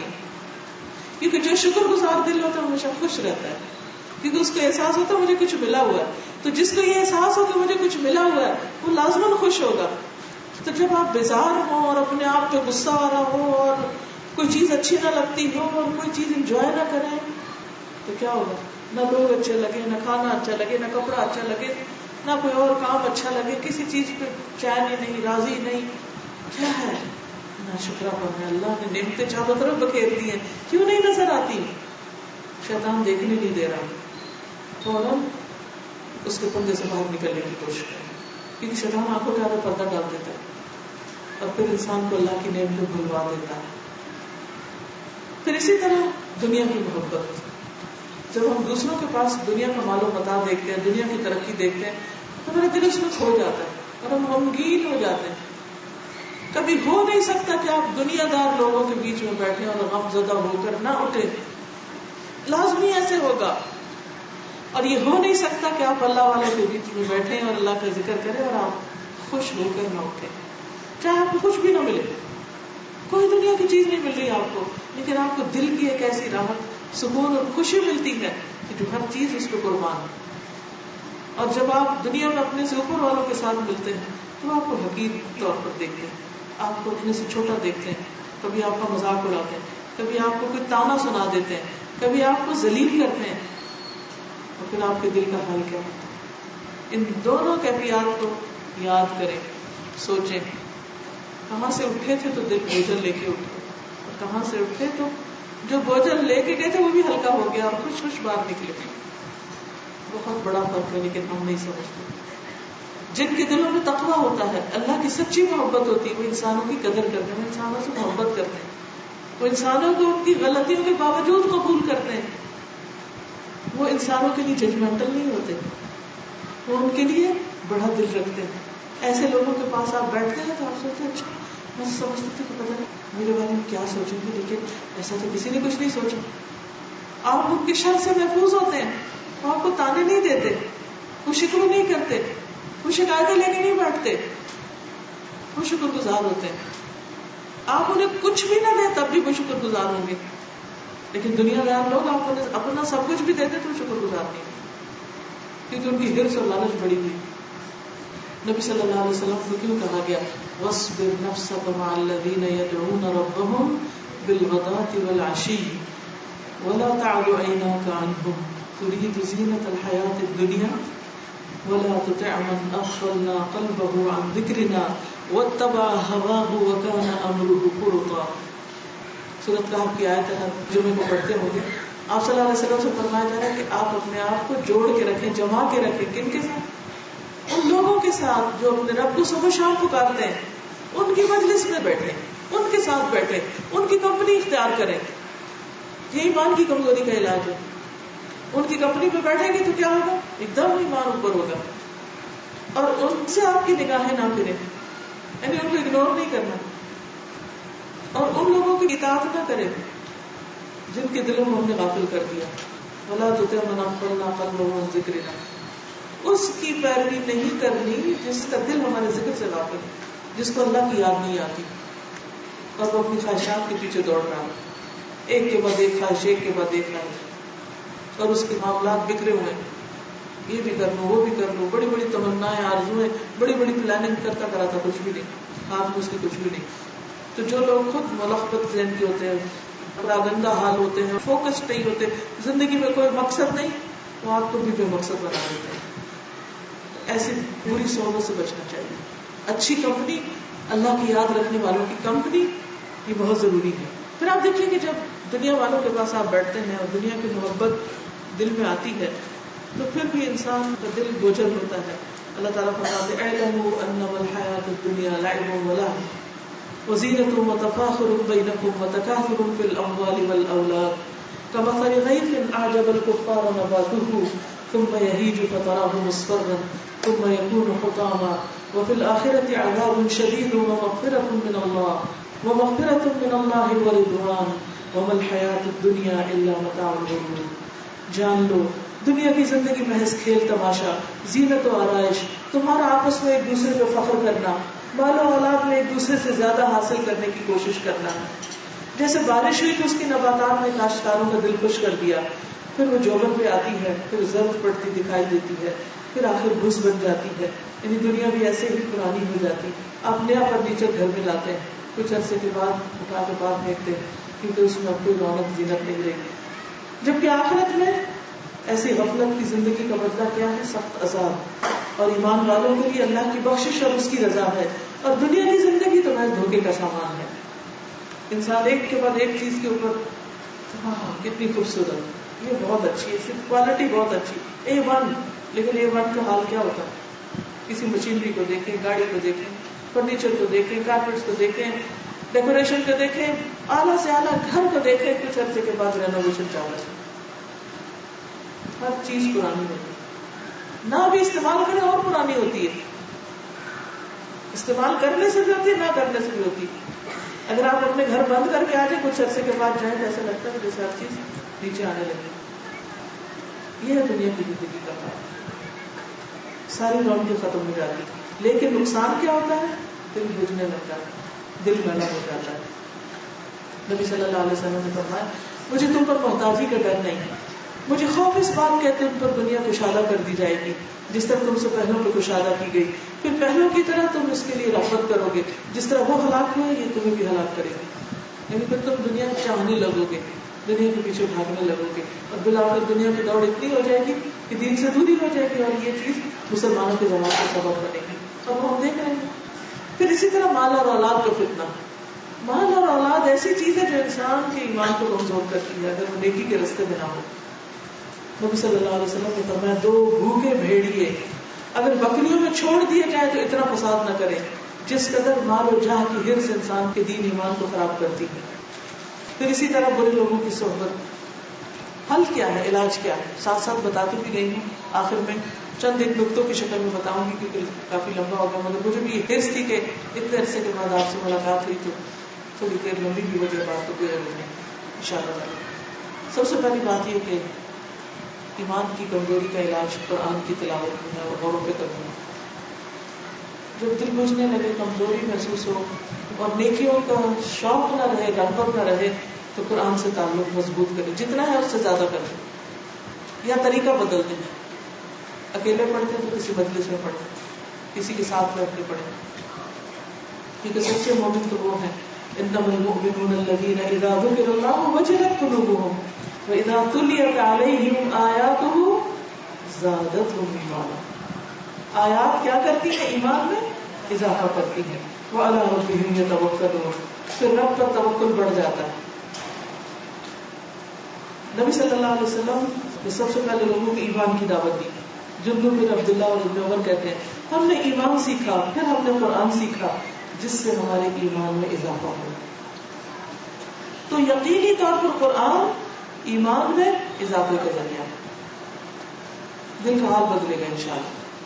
دوسری چیز اللہ کے اسماء اور صفات کی معرفت, اللہ کے ناموں کو جاننا, اللہ کی صفات کو جاننا, اللہ تعالیٰ کے بارے میں معرفت میں اضافہ کرنا. قرآن مجید میں آتا ہے انما یخشی اللہ من عبادہ العلماء. ابن کثیر اس آیت کی تفسیر میں کہتے ہیں جتنا اللہ سے ڈرنے کا حق ہے اتنا علم والے ہی ڈرتے ہیں. یعنی جتنا ڈرنا چاہیے وہ صرف علم والے ڈر سکتے ہیں, کیونکہ وہ اللہ کی معرفت رکھتے ہیں. حقیقتاً جو شخص جس قدر اللہ کی ذات اور صفات سے متعلق زیادہ معلومات رکھے گا, اسی قدر اس عظیم اور قدیر اللہ کی عظمت اور حیرت اس کے دل میں بڑھے گی, اور اسی قدر اس کی خشیت زیادہ ہوگی. تو ایمان میں اضافے کا ذریعہ کیا ہے؟ اللہ کے اسماء و صفات پر غور و فکر. تو آپ کوئی بھی ایسی سیریز یا پڑھیں یا سنیں یا جانیں یا کسی حلقے کو جوائن کریں جہاں اللہ کے ناموں پر بات ہوتی ہے, اللہ کی صفات کا ذکر ہوتا ہے, تو ہر صفت کو پڑھ کر آپ کے ایمان میں انشاءاللہ اضافہ ہوگا, ڈگری ابو جائیں گے انشاءاللہ. کیونکہ حدیث میں آتا ہے نا کہ ان للہ 99 اسما 100 الا واحدہ من احصاها دخل الجنہ. اللہ تعالیٰ کے 99 نام ہے, یعنی 1 کم 100. جو شخص ان سب کو محفوظ کر لے گا وہ جنت میں داخل ہوگا. محفوظ کرنے کا مطلب کیا ہے کہ ان کو زبانی صرف رٹ کے یاد کر کے نظر رشید پڑھنا نہیں, بلکہ انہیں غور و فکر کر کے ان کا احاطہ کرنا کہ مطلب کیا ہے اس کا, ہمارا رب کون ہے, کیسا ہے. تو انشاءاللہ اس سے ایمان میں اضافہ ہوگا. ان کی اہمیت اگر آپ سمجھے, ان کے ذریعے اللہ کو پکارے. دوسری چیز نبی صلی اللہ علیہ وسلم کی سیرت کا مطالعہ, کیونکہ آپ کی زندگی میں آپ کی مجلس اور آپ کی محفل اور آپ کے آس پاس رہنا ایمان میں اضافہ کا ذریعہ تھا. اور آپ کے بعد آپ کی معرفت, آپ کون تھے, آپ کے اخلاق, آپ کے معاملات کیسے تھے, آپ کے لوگوں کے ساتھ تعلقات کیسے تھے. یہ ہو نہیں سکتا کہ آپ سیرت کے واقعات پڑھیں اور آپ کے آنسو نہ نکلیں, ہو نہیں سکتا. لازماً آپ کا ایمان بڑھے گا. عربی میں ایسی کتابیں موجود ہیں جیسے سیرت کے اوپر قصص ہیں, کتابیں ہیں, چھوٹی چھوٹی واقعات ہیں, صحابہ کی سیرت ہو, نبی صلی اللہ علیہ وسلم کی سیرت ہو, نیک لوگوں کے حالات اور واقعات ہوں. ان کو پڑھنے سے ایمان ایک دم اور بڑھ جاتا ہے. اس کا مطالعہ خود بھی کیجیے یا ایسی مجالس کو جوائن کیجیے. سلف صالحین کی سیرت کا مطالعہ, کیونکہ اللہ تعالیٰ نے نبی صلی اللہ علیہ وسلم کو پچھلے رسولوں کے حالات کیوں سنائے, کیا وجہ بتائی قرآن مجید میں. وَكُلًّا نَقُصُّ عَلَيْكَ مِنْ أَنْبَاءِ الرُّسُلِ مَا نُثَبِّتُ بِهِ فُؤَادَكَ وَجَاءَكَ فِي هَٰذِهِ الْحَقُّ وَمَوْعِظَةً وَذِكْرَىٰ لِلْمُؤْمِنِينَ. اب ہم رسولوں کے حالات کی ایک خبر تم کو اس لیے بیان کرتے ہیں کہ اس کے ذریعے تمہارے دل کو مضبوط کریں. قرآن مجید میں جو واقعات بیان ہوئے ہیں وہ دلوں کو مضبوط کرنے کے لیے. ٹھیک ہے, وہ تو آپ قرآن مجید میں پڑھ لیں گے, لیکن صحابہ کے حالات, اسلامی شخصیات کے, نیک لوگوں کے, صراط الذین انعمت علیہم, انشاءاللہ اس کے ذریعے آپ کا ایمان بہت مضبوط ہوگا.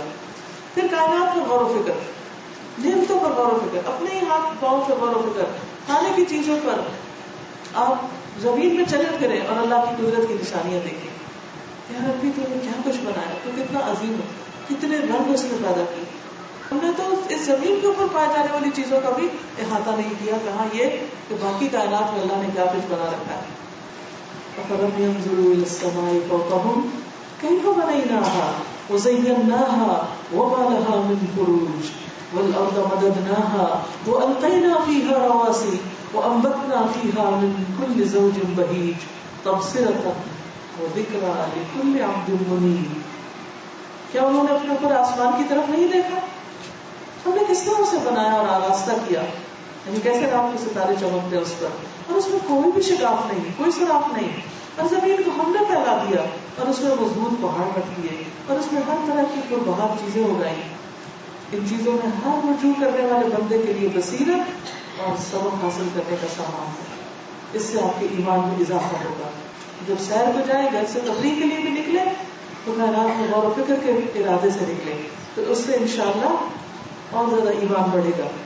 پھر کثرت سے اللہ کا ذکر, جس کا پہلے بھی میں نے ذکر کیا, کیونکہ اللہ بذکر اللہ تطمئن القلوب, دلوں کی وحشت اور بے چینی اور پریشانی کس سے دور ہوتی ہے؟ اللہ کے ذکر سے. اور بندہ جب تنہائی میں اللہ کو یاد کرتا ہے تو اللہ تعالیٰ اکیلے میں یاد کرتے, جب سب کے بیچ میں یاد کرتے ہیں تو اللہ تعالیٰ اس سے بہتر مجلس میں, فرشتوں کے مجلس میں اس بندے کا ذکر کرتے ہیں. پھر نیک کام, نیک کام انسان کو اللہ کے قرب عطا کرتے, ایمان میں اضافے کا ذریعہ بنتے. نبی صلی اللہ علیہ وسلم نے فرمایا, اللہ تعالیٰ فرماتا ہے میرا بندہ جن عبادات سے میرا قرب حاصل کرتا ہے, اور کوئی عبادت مجھ کو اس سے زیادہ پسند نہیں جو میں نے اس کو فرض کی ہے, یعنی فرائض کی ادائیگی اللہ کے قرب کا ذریعہ بنتی. میرا بندہ فرض ادا کرنے کے بعد جو نفل ادا کرتا ہے تو اس سے اتنا نزدیک ہو جاتا ہے کہ میں اس سے محبت کرنے لگتا ہوں. یعنی نوافل اللہ کی محبت میں اضافے کا ذریعہ بنتے ہیں. پھر نیک لوگوں کی صحبت اور بری صحبت سے بچنا. جیسے پہلے میں نے ذکر کیا نا کہ نبی صلی اللہ علیہ وسلم کو حکم دیا کہ آپ اللہ کو یاد کرنے والوں کے ساتھ بیٹھا کریں. ابن مسعود کہتے ہیں رسول اللہ صلی اللہ علیہ وسلم نے فرمایا ان قریب بعد کے زمانے میں ایسے لوگ ہوں گے جو مسجدوں میں حلقے کی صورت میں بیٹھیں گے. ان کی سب سے بڑی فکر دنیا ہوگی. بیٹھیں گے مسجد میں لیکن سوچیں گے دنیا. ایسے لوگوں کے پاس نہ بیٹھنا. اللہ تعالیٰ کو ایسوں کی کوئی ضرورت نہیں ہے. جس سے کیا پتہ چلتا ہے جس مجلس میں بیٹھ کے آپ کی دنیا کے شوق میں اضافہ ہو, دین کی محبت کا ہو, سمجھو کہ وہ دین کے نام پر دنیا حاصل کرنے کا ذریعہ ہے, اس سے دور ہو جائے. یہ کرائٹیریا ہمیں دیا گیا ہے. کیونکہ انسان صرف تنہائی میں اس کا ایمان مضبوط نہیں ہوتا, اس کو دوسرے بندوں کے بیچ میں بیٹھ کر اللہ کا ذکر کرنے سے زیادہ ایمان بڑھتا ہے.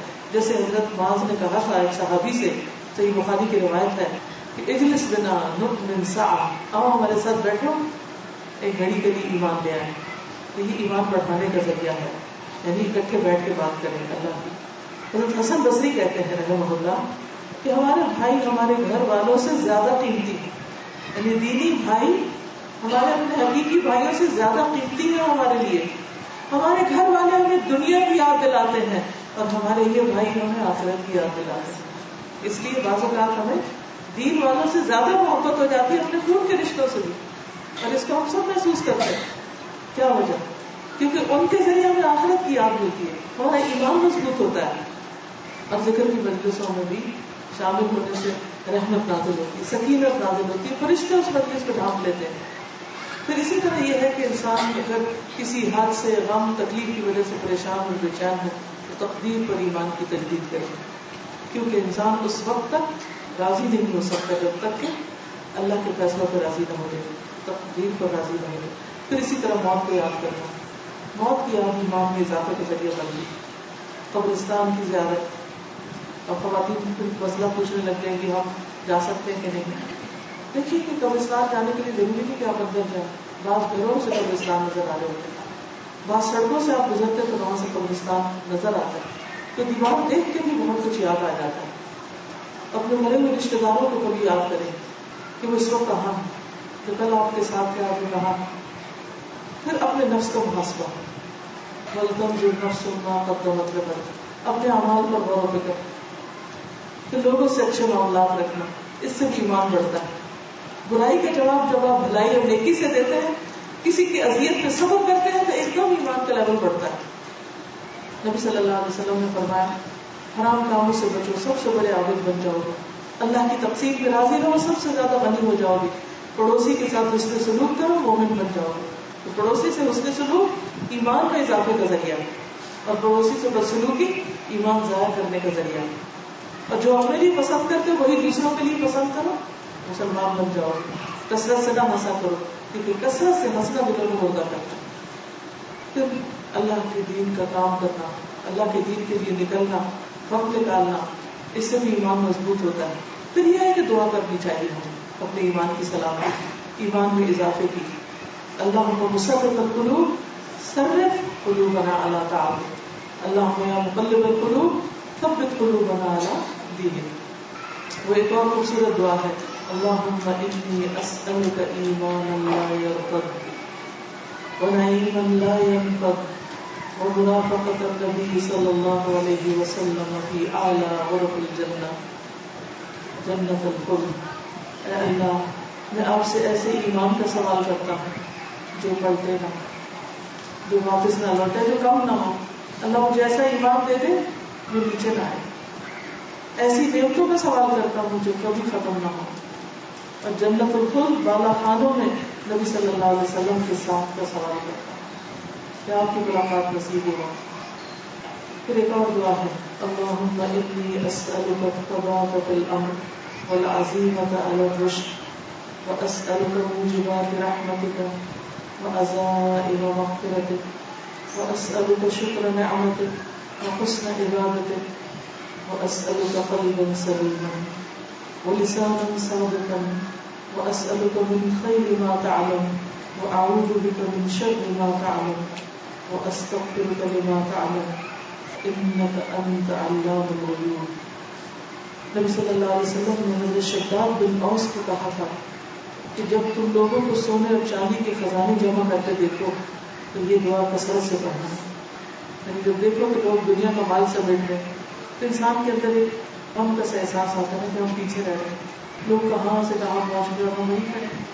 تو اس وقت میں کیا دعا پڑھو, اے اللہ میں تجھ سے دین پر ثابت قدمی اور ہدایت پر پختگی کا سوال کرتا ہوں, اور میں تجھ سے تیری رحمت کو واجب کرنے والے اور تیری مغفرت کو لازم کرنے والے امور کا سوال کرتا ہوں. ایسے کاموں کی توفیق دے کہ جس سے بخشش ہو جائے اور تیری رحمت آ جائے. میں تجھ سے تیری نعمتوں کا شکر ادا کرنے اور اچھے انداز میں عبادت کرنے کا سوال کرتا ہوں. میں تجھ سے توفیق مانگتا ہوں کہ میری عبادتیں خوبصورت ہو جائیں. میں تجھ سے قلب سلیم اور سچی زبان کا سوال کرتا ہوں, اور میں تجھ سے ہر اس بھلائی کا سوال کرتا ہوں جسے تو جانتا ہے, ہر اس برائی سے تیری پناہ چاہتا ہوں جو تیرے علم میں ہے, اور تجھ سے ان تمام گناہوں کی بخشش چاہتا ہوں جو تیرے علم میں ہے. بے شک خدا کا خوب جاننے والا. آمین. وآخر دعوانا ان الحمد للہ رب العالمین. سبحانک اللہم وبحمدک نشہد ان لا الہ الا انت نستغفرک ونتوب الیک. آپ کے پاس 15 منٹ ہیں, آپ سوال کر سکتے ہیں. وعلیکم السلام. نبی صلی اللہ علیہ وسلم کی حدیث ہے کہ تم مومن نہیں ہو سکتے جب تک کہ اللہ سے اور اس کے رسول سے دنیا کی ہر چیز سے بڑھ کے محبت نہ کرو. تو آپ تھوڑا سا اس پہ روشنی ڈالیے, ہم اپنے دلوں میں اللہ کی محبت اور اس کے رسول کی محبت کس طرح زیادہ بڑھتی ہے. یہ جو میں نے آخری چیزیں بتائی نا ٹپس, یہ ساری چیزیں اللہ رسول کی محبت اور ایمان میں بھی اضافہ کرتی ہیں. لیکن یہ ہے کہ میں ایک آسان ٹپ بتاتی ہوں. کسی بھی چیز کی محبت کب دل میں آتی؟ جب ہم اس کو یا دیکھتے یا سنتے یا اس سے کوئی معاملہ کرتے یا پھر اس کو چکھتے یا اس کو سونگتے یا اس کو محسوس کرتے. ہوتا جس چیز کے بارے میں ہم جانتے ہی نہیں اس سے محبت نہیں ہو سکتی. اگر میں کہوں آسٹریلیا میں ایک پھول ہے جو مجھے بہت اچھا لگتا ہے, لوگوں سے پوچھو اس کا رنگ کیا ہے وہ مجھے نہیں معلوم, اگر پوچھو اس کی خوشبو کیسی ہے وہ بھی مجھے نہیں پتا. کس چیز سے محبت ہے؟ اللہ رسول سے محبت ہو ہی نہیں سکتی جب تک ان کے بارے میں ہم جانے نہیں. جاننے کے لیے کیا کرنا چاہیے؟ قرآن و سنت کے مطالعے کے علاوہ اسماء الحسنی کا تفصیلی مطالعہ, اور اس کو زندگی سے ریلیٹ کرے اور اس کو محسوس کرے اور ان چیزوں کو زندگی میں تلاش کرے, ان پر غور و فکر کرے. تو انشاءاللہ اللہ تعالیٰ کے ناموں پر غور و فکر آپ کے اندر اللہ کی محبت میں اضافہ کرے گا. نبی صلی اللہ علیہ وسلم کے اخلاق اور معاملات سے متعلق جو واقعات ہیں سیرت کے, ان کے پڑھنے سے آپ کے دل میں رسول اللہ صلی اللہ علیہ وسلم کی محبت ہر ایک کی محبت سے زیادہ ہو جائے گی. کیوں؟ کیونکہ کسی اور کا ایسا اخلاق ہے ہی نہیں, کسی اور کے ایسے معاملات ہے ہی نہیں, کسی اور کی ایسی شخصیت ہے ہی نہیں جو اللہ کے رسول صلی اللہ علیہ وسلم کی تھی. تو وہ معیار جب سامنے آئے گا تو انشاءاللہ ان سے محبت ہوگی, اور پھر ہر چیز سے بڑھ کر محبت ہوگی کیونکہ وہ ہر چیز سے زیادہ خوبصورت ہیں, پیارے ہیں, عظیم ہیں. ٹھیک ہے. آپ وعلیکم.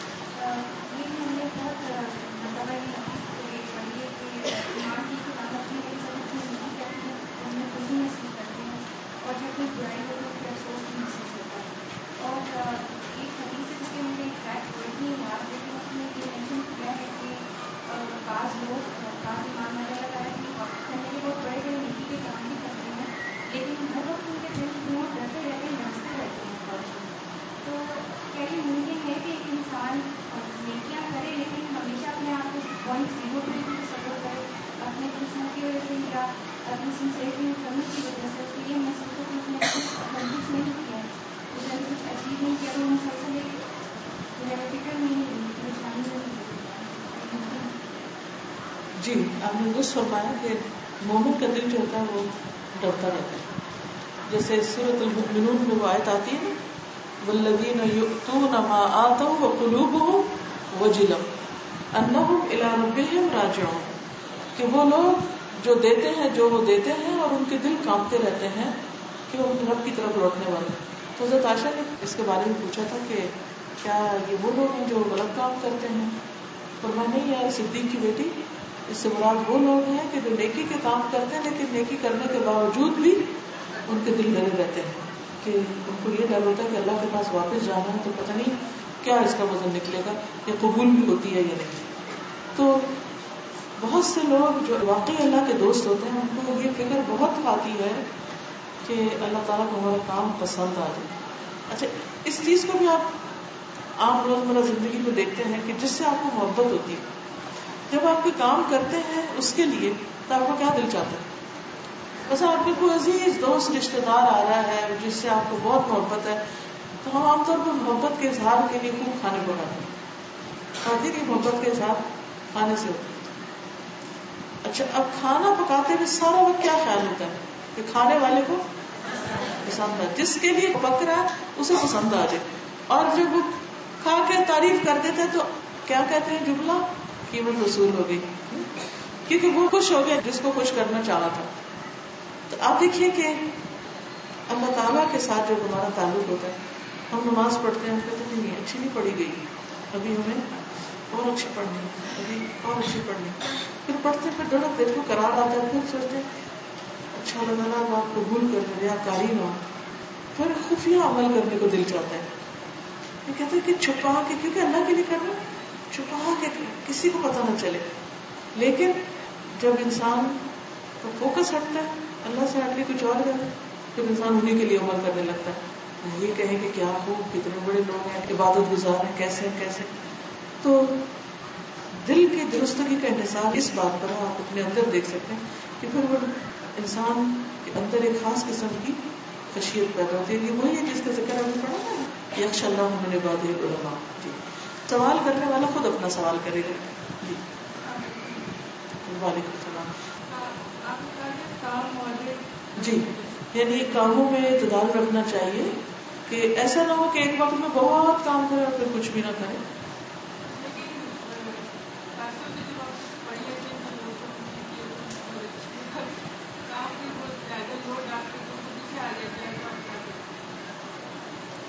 یعنی لوگ ایکسپیکٹ زیادہ کرنے لگتے ہیں تو پھر کام زیادہ ہو جاتا ہے.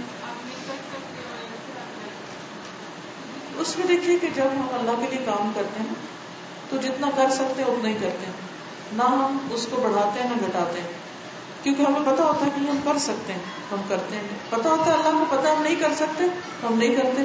تو صحیح علم جو ہوتا ہے نا اور ایمان کی درستگی وہ لوگوں کو خوف نکالتی. اس کے لیے ضرور ورک کرتے رہیں کہ لوگوں کو خوش کرنے کے لیے نہیں کرنا، اللہ کے لیے کرنا ہے. تو آپ ریلیکس ہو جائیں گے. کیونکہ بعض اوقات لوگ اتنا بدگمان ہو جاتے ہیں آپ سے، اتنے زیادہ آپ سے ناراض ہو جاتے ہیں، حالانکہ آپ کا کوئی قصور نہیں ہوتا اس میں، تب بھی بالکل کام ڈاؤن رہے، بے فکر رہے. کیونکہ اللہ کو پتا ہے نا، کوئی بہت زیادہ زیادتی کر جائے، غلط فہمی کی بنا پر رونے بھی آئے، تو بھی آپ اکیلے میں بیٹھ کے کہیں اللہ تو جانتا ہے اور کتنا اچھا کہ تو جانتا ہے اور میرا حساب تیرے ساتھ ہی ہے، بندوں کے ساتھ نہیں. تو اللہ آپ کے دل کو ٹھنڈک بخشے گا. نیکسٹ کوئی اور. وعلیکم السلام. جب آپ بلائیں گے، بلانا آپ کا کام، آنا میرا کام، ٹھیک ہے، اور عزت اللہ کا.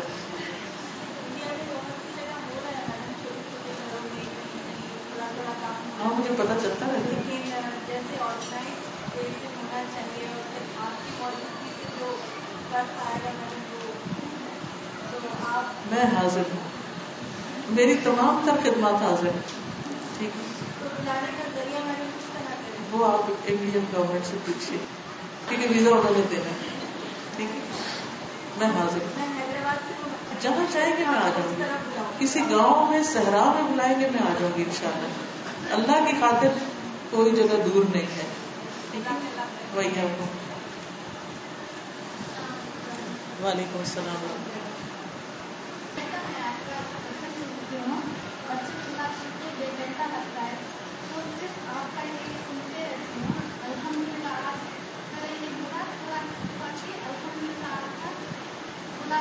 الحمدللہ.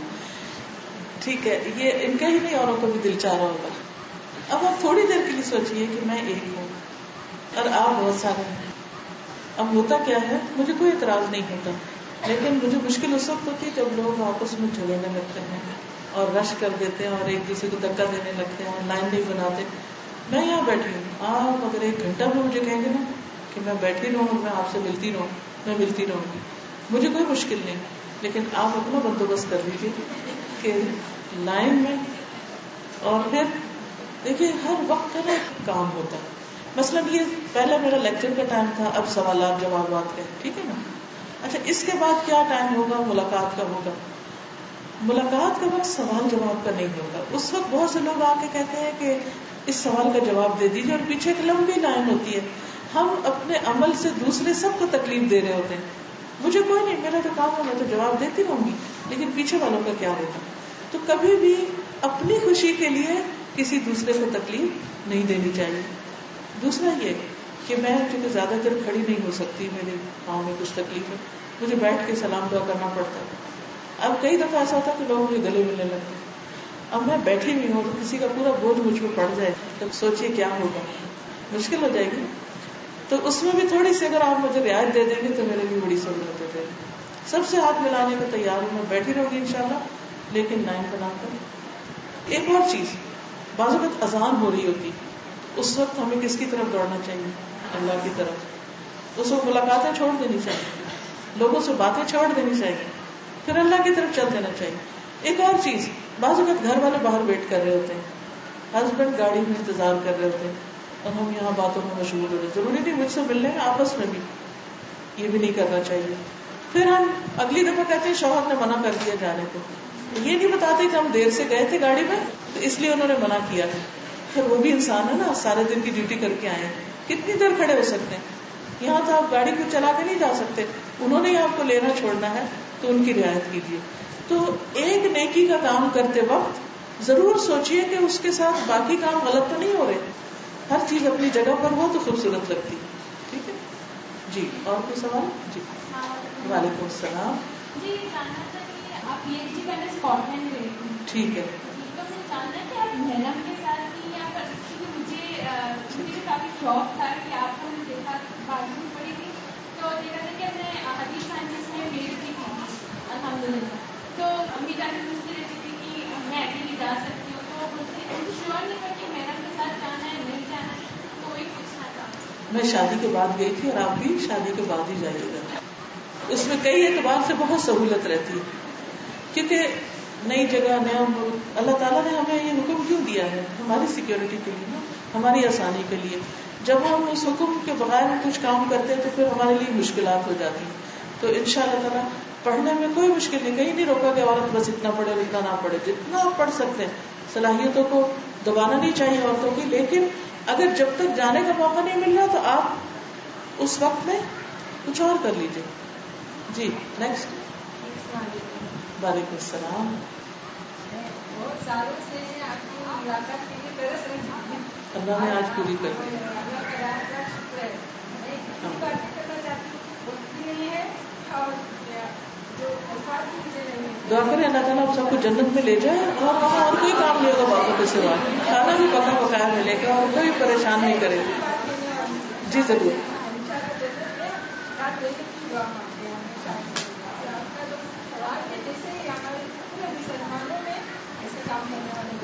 آپ سب کریے، آپ کے لیے مشکل نہیں، آپ بھی کریے انشاءاللہ.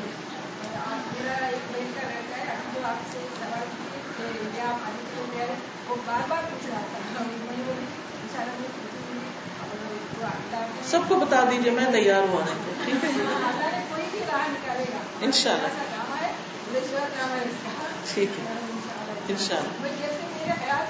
آپ کی صورت چاہتی میں جیسے میں امام کو سوچتی ہوں کہ آپ کے بازو میں کرسی چاہیے، آپ کو بیٹھ میرا بتائیے کہ کیسے بھی آپ سے ملاقات یا وہ باتیں کر سکتے ہیں، وہ ملے ہیں مجھے سب سے پوچھے. وعلیکم السلام. اچھا کہتے ہیں کہ السلام علیکم، جو لوگ نماز پڑھتے ہیں اور روزہ نہیں رکھتے لیکن نیک کام کرتے ہیں تو ان کی اجر کے بارے میں آپ کیا کہیں گے؟ اجر کے بارے میں دیکھیے ہر عمل کا الگ حساب ہوگا نا، نماز کا الگ، روزے کا الگ.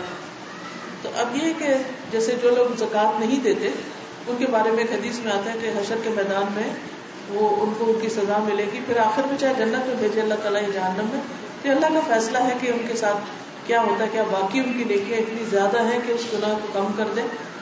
الٹیمیٹلی حساب اللہ کے پاس. وعلیکم السلام.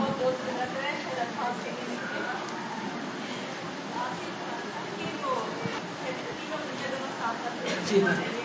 تو دنیا داری کی لمٹ کتنی ہونی چاہیے کہ میرے پر لیبل لگے کہ دنیا سے چھوڑ دیں. ارے ایسا بالکل نہیں ہے, میں سب کچھ کرتی ہوں لیکن پھر بھی مطلب خوش نہیں ہوتے خاص کے میں وہ کہتے کہ آپ نے اپنا معاف کر کے دیکھ لیجیے. ایسا نہیں ماشاء اللہ اپنے اندر بھی بہت تبدیلی آ رہی ہے. میں نے کہا آپ خوش قسمت ہیں, آپ کو اتنی اچھی بیوی ملی ہے. نہیں ماشاء اللہ بہت تبدیلی آئی ہے الحمد للہ, بہت اچھی آ رہی ہے ان کے اندر. لیکن کبھی کبھی وہ بہت مطلب میری وجہ سے تو میں نہیں چاہتی کہ مطلب ہسبینڈ کو بھی خوش رکھنا میرے اوپر میری ذمہ داری ہے. ان سے پوچھیں آپ کیا چاہتے ہیں, جو وہ چاہتے ہیں اگر وہ شریعت کی حدود کے اندر ہے تو وہ کریے, ٹھیک ہے نا. انہیں کہے کچھ آپ کی چاہت کچھ میری چاہت. کہاں پہ کر سکتے ہیں دنیا داری. اگر دنیا داری کو ڈیفائن کرے کہ مسئلہ یہ کہ کیا آپ اچھے کپڑے نہیں پہنتی یا آپ زیور نہیں پہنتے ہو تو پہنا ہوا آپ نے, یہی دنیا داری ہے. ایک اعتدال کی حد تک ہے. بہت اچھا لگ رہا ہے آپ کو, ماشاء اللہ. وعلیکم السلام. میں سوال یہ کہ ہم جیسے لیکچرس میں آتے ہیں سنتے ہیں, لیکن بعض دفعہ ایسا ہوتا ہے کہ جو ہم سنتے ہیں اس پر ہم عمل نہیں کرنا, مطلب علم جو ہے وہ دل کے اندر نہیں اترتا. ٹھیک ہے, اس کے لیے کیا ہمیں آپ سے ایک چیز سے شروع کر لیجیے, کیونکہ ایک نیکی دوسری کو راہ دیتی ہے. ایک سے شروع کر لیجیے. مثلاً آج بہت ساری باتیں ہو گئی نا, کیونکہ لالچ یہ تھی کہ پتہ نہیں پھر کب ملیں گے, یہی موقع کب آئے, تو اس لیے آج ہی جتنا ہے آپ کو دے دیں. تو اس میں یہ ہے کہ ساری باتیں آپ کو یاد نہیں رہیں گی, لیکن کوئی ایک نقطہ ابھی سے ہی سوچ لیجیے. مثلاً ذکر کے اسٹیکر لگانے گھر جا کے, ٹھیک ہے, ایک سے شروع کیجیے. اگر آپ کو اس ایک کی توفیق ہو گئی تو انشاءاللہ اس سے اگلا اسٹیپ مل جائے گا, اگلے سے اگلا ملے گا, اگلے سے اگلا ملے گا. نیکی کو دعوت دیتی, ٹھیک ہے. نیکسٹ. وعلیکم السلام. وعلیکم. ہم نیک اعمال دنیا میں کرتے ہیں, اس میں ایمان کی زیادتی ہوتی ہے, اور یہ اس کا اللہ تعالیٰ کے پاس کیسا اس کا قبولیت کا کیسا ہم کو پتہ چلتا ہے. اور نیکیوں کی توفیق ملتی ہے, نیکیوں پر استقامت نصیب ہوتی ہے. بھیا وعلیکم السلام.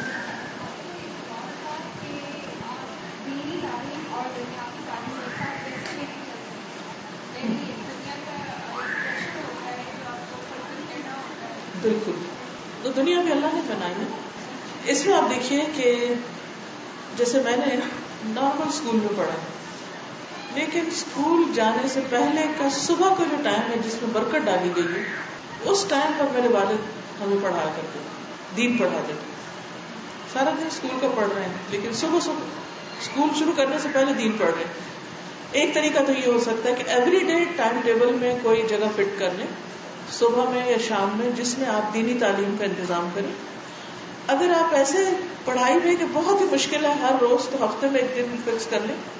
جب آپ کو اس پڑھائی میں تھوڑی سی بریک آئے تو آپ دینی تعلیم پہ زیادہ فوکس کر لیں. پڑھائی کے دوران بریک لے کے 1 سال کا کوئی کورس کر لیں. مثلا ہمارے یہاں ایک کورس اگست میں شروع ہوتا ہے جس میں بچیاں اگست ٹو اگست پورے قرآن کو مکمل کرتی ہیں, اور وہ ڈیزائن اس لیے کیا گیا ہے کہ مثلا او لیول اے لیولس کے بعد اگر وہ 1 سال آف لے لیں یونیورسٹی جانے سے پہلے, تو اس میں نیکسٹ ایڈمیشن سے پہلے وہ اپنا قرآن مکمل کر لیں, اور پھر بعد میں ان کو دہراتی رہیں اور اپنے دینی تعلیم کو بھی ساتھ لے کے چلیں. تو آپ کو خود پلان کرنا ہوگا کہ کس ٹائم پر, کیا ڈیلی بیسس پر یا ویکلی یا منتھلی یا اینولی, یا کوئی ایک خاص وقت لے کر اپنے حالات کے مطابق آپ دیکھ لیجئے, تو انشاءاللہ ہو جائے گا. ٹائم مینجمنٹ کی ضرورت ہے.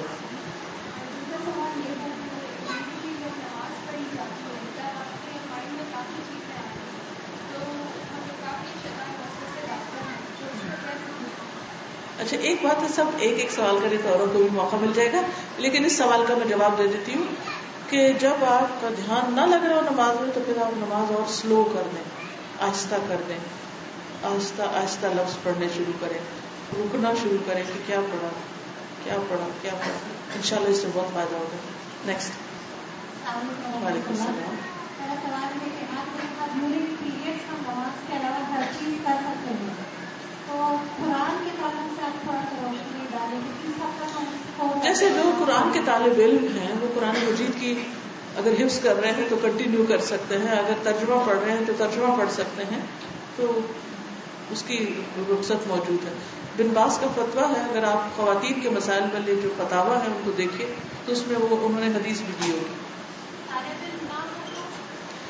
تو بھی اپنی ریوائز کر سکتے ہیں نا, ریویژن تو کر سکتے ہیں. کپڑے سے پکڑ لیجیے, گلوز پہن لیجیے یا کسی بھی طرح. نیکسٹ. وعلیکم السلام.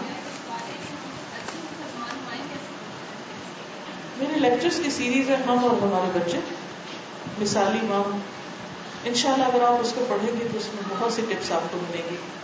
ٹھیک ہے, صرف ایک چھوٹی سی چیز یہ کہ اگر ہم مدرہڈ کو for the sake of Allah accept کر لیں کہ یہ ہماری رسپانسبلٹی ہے, تو انشاءاللہ ہم پھر اس کو سیکھنا شروع کریں گے.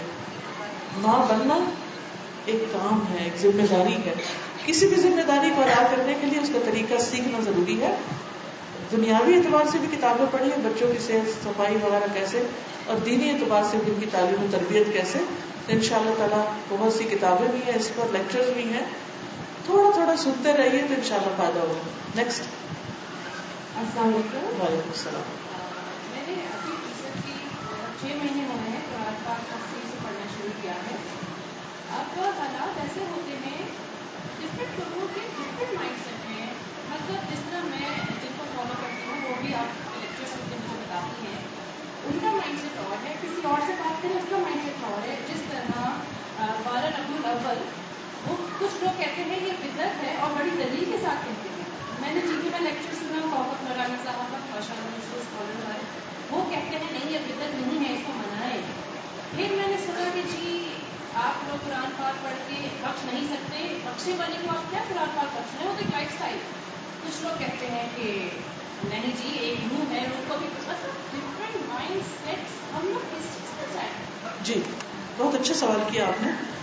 اس میں آپ دیکھیے کہ جو بھی کوئی شخص کوئی ایسی بات کرتا ہے تو آپ اس سے ایک سوال کیجئے کہ اس پر مجھے قرآن مجید کی کوئی آیت دکھا دیجئے اور نبی صلی اللہ علیہ وسلم کی کوئی صحیح حدیث بتا دیجئے کہ آپ نے ایسا کیا. مثلاً آپ نے 2 چیزیں مینشن کی کہ نبی صلی اللہ علیہ وسلم کی ولادت کا دن منانا چاہیے کہ نہیں. ہمیں ضرور دیکھنا چاہیے کہ کیا نبی صلی اللہ علیہ وسلم نے اپنی زندگی میں اپنا برتھ ڈے سیلیبریٹ کیا, کیا صحابہ کرام نے کیا. اگر نہیں کیا تو ہم کیوں شروع کر رہے ہیں. دوسری بات, مردوں کو پڑھ کے بخشیں یا نہیں. کیا حضرت خدیجہ کی وفات پر آپ نے ان کو قرآن بخشا؟ کسی سے بھی پوچھیے کہ مجھے وہ قصہ نکال کے بتائیے قرآن حدیث سے کہ نبی صلی اللہ علیہ وسلم نے حضرت خدیجہ کی وفات پہ, یا آپ کی بیٹیاں فوت ہوئی تھی ان کی وفات پہ, جب جنگ بدر سے آپ واپس آئے تھے تو اس وقت آپ کی ایک بیٹی کو دفنایا گیا تھا, آپ نے کیا صحابہ کو لے کے کوئی قرآن بخشا تھا ان کو؟ کوئی دلیل دکھا دیجیے تو میں بھی بخشوں گی. اگر دلیل ہو تو کر لیا کیجیے, اگر نہیں تو سن کے سنی انسونی کر لی. کیونکہ بہت سے لوگ بہت سی باتیں آباء و اجداد کی پیروی میں کر رہے ہوتے ہیں, دلیل نہیں ہوتی. تو ہر چیز دلیل کے ساتھ. ٹھیک ہے جی. نیکسٹ. وعلیکم السلام.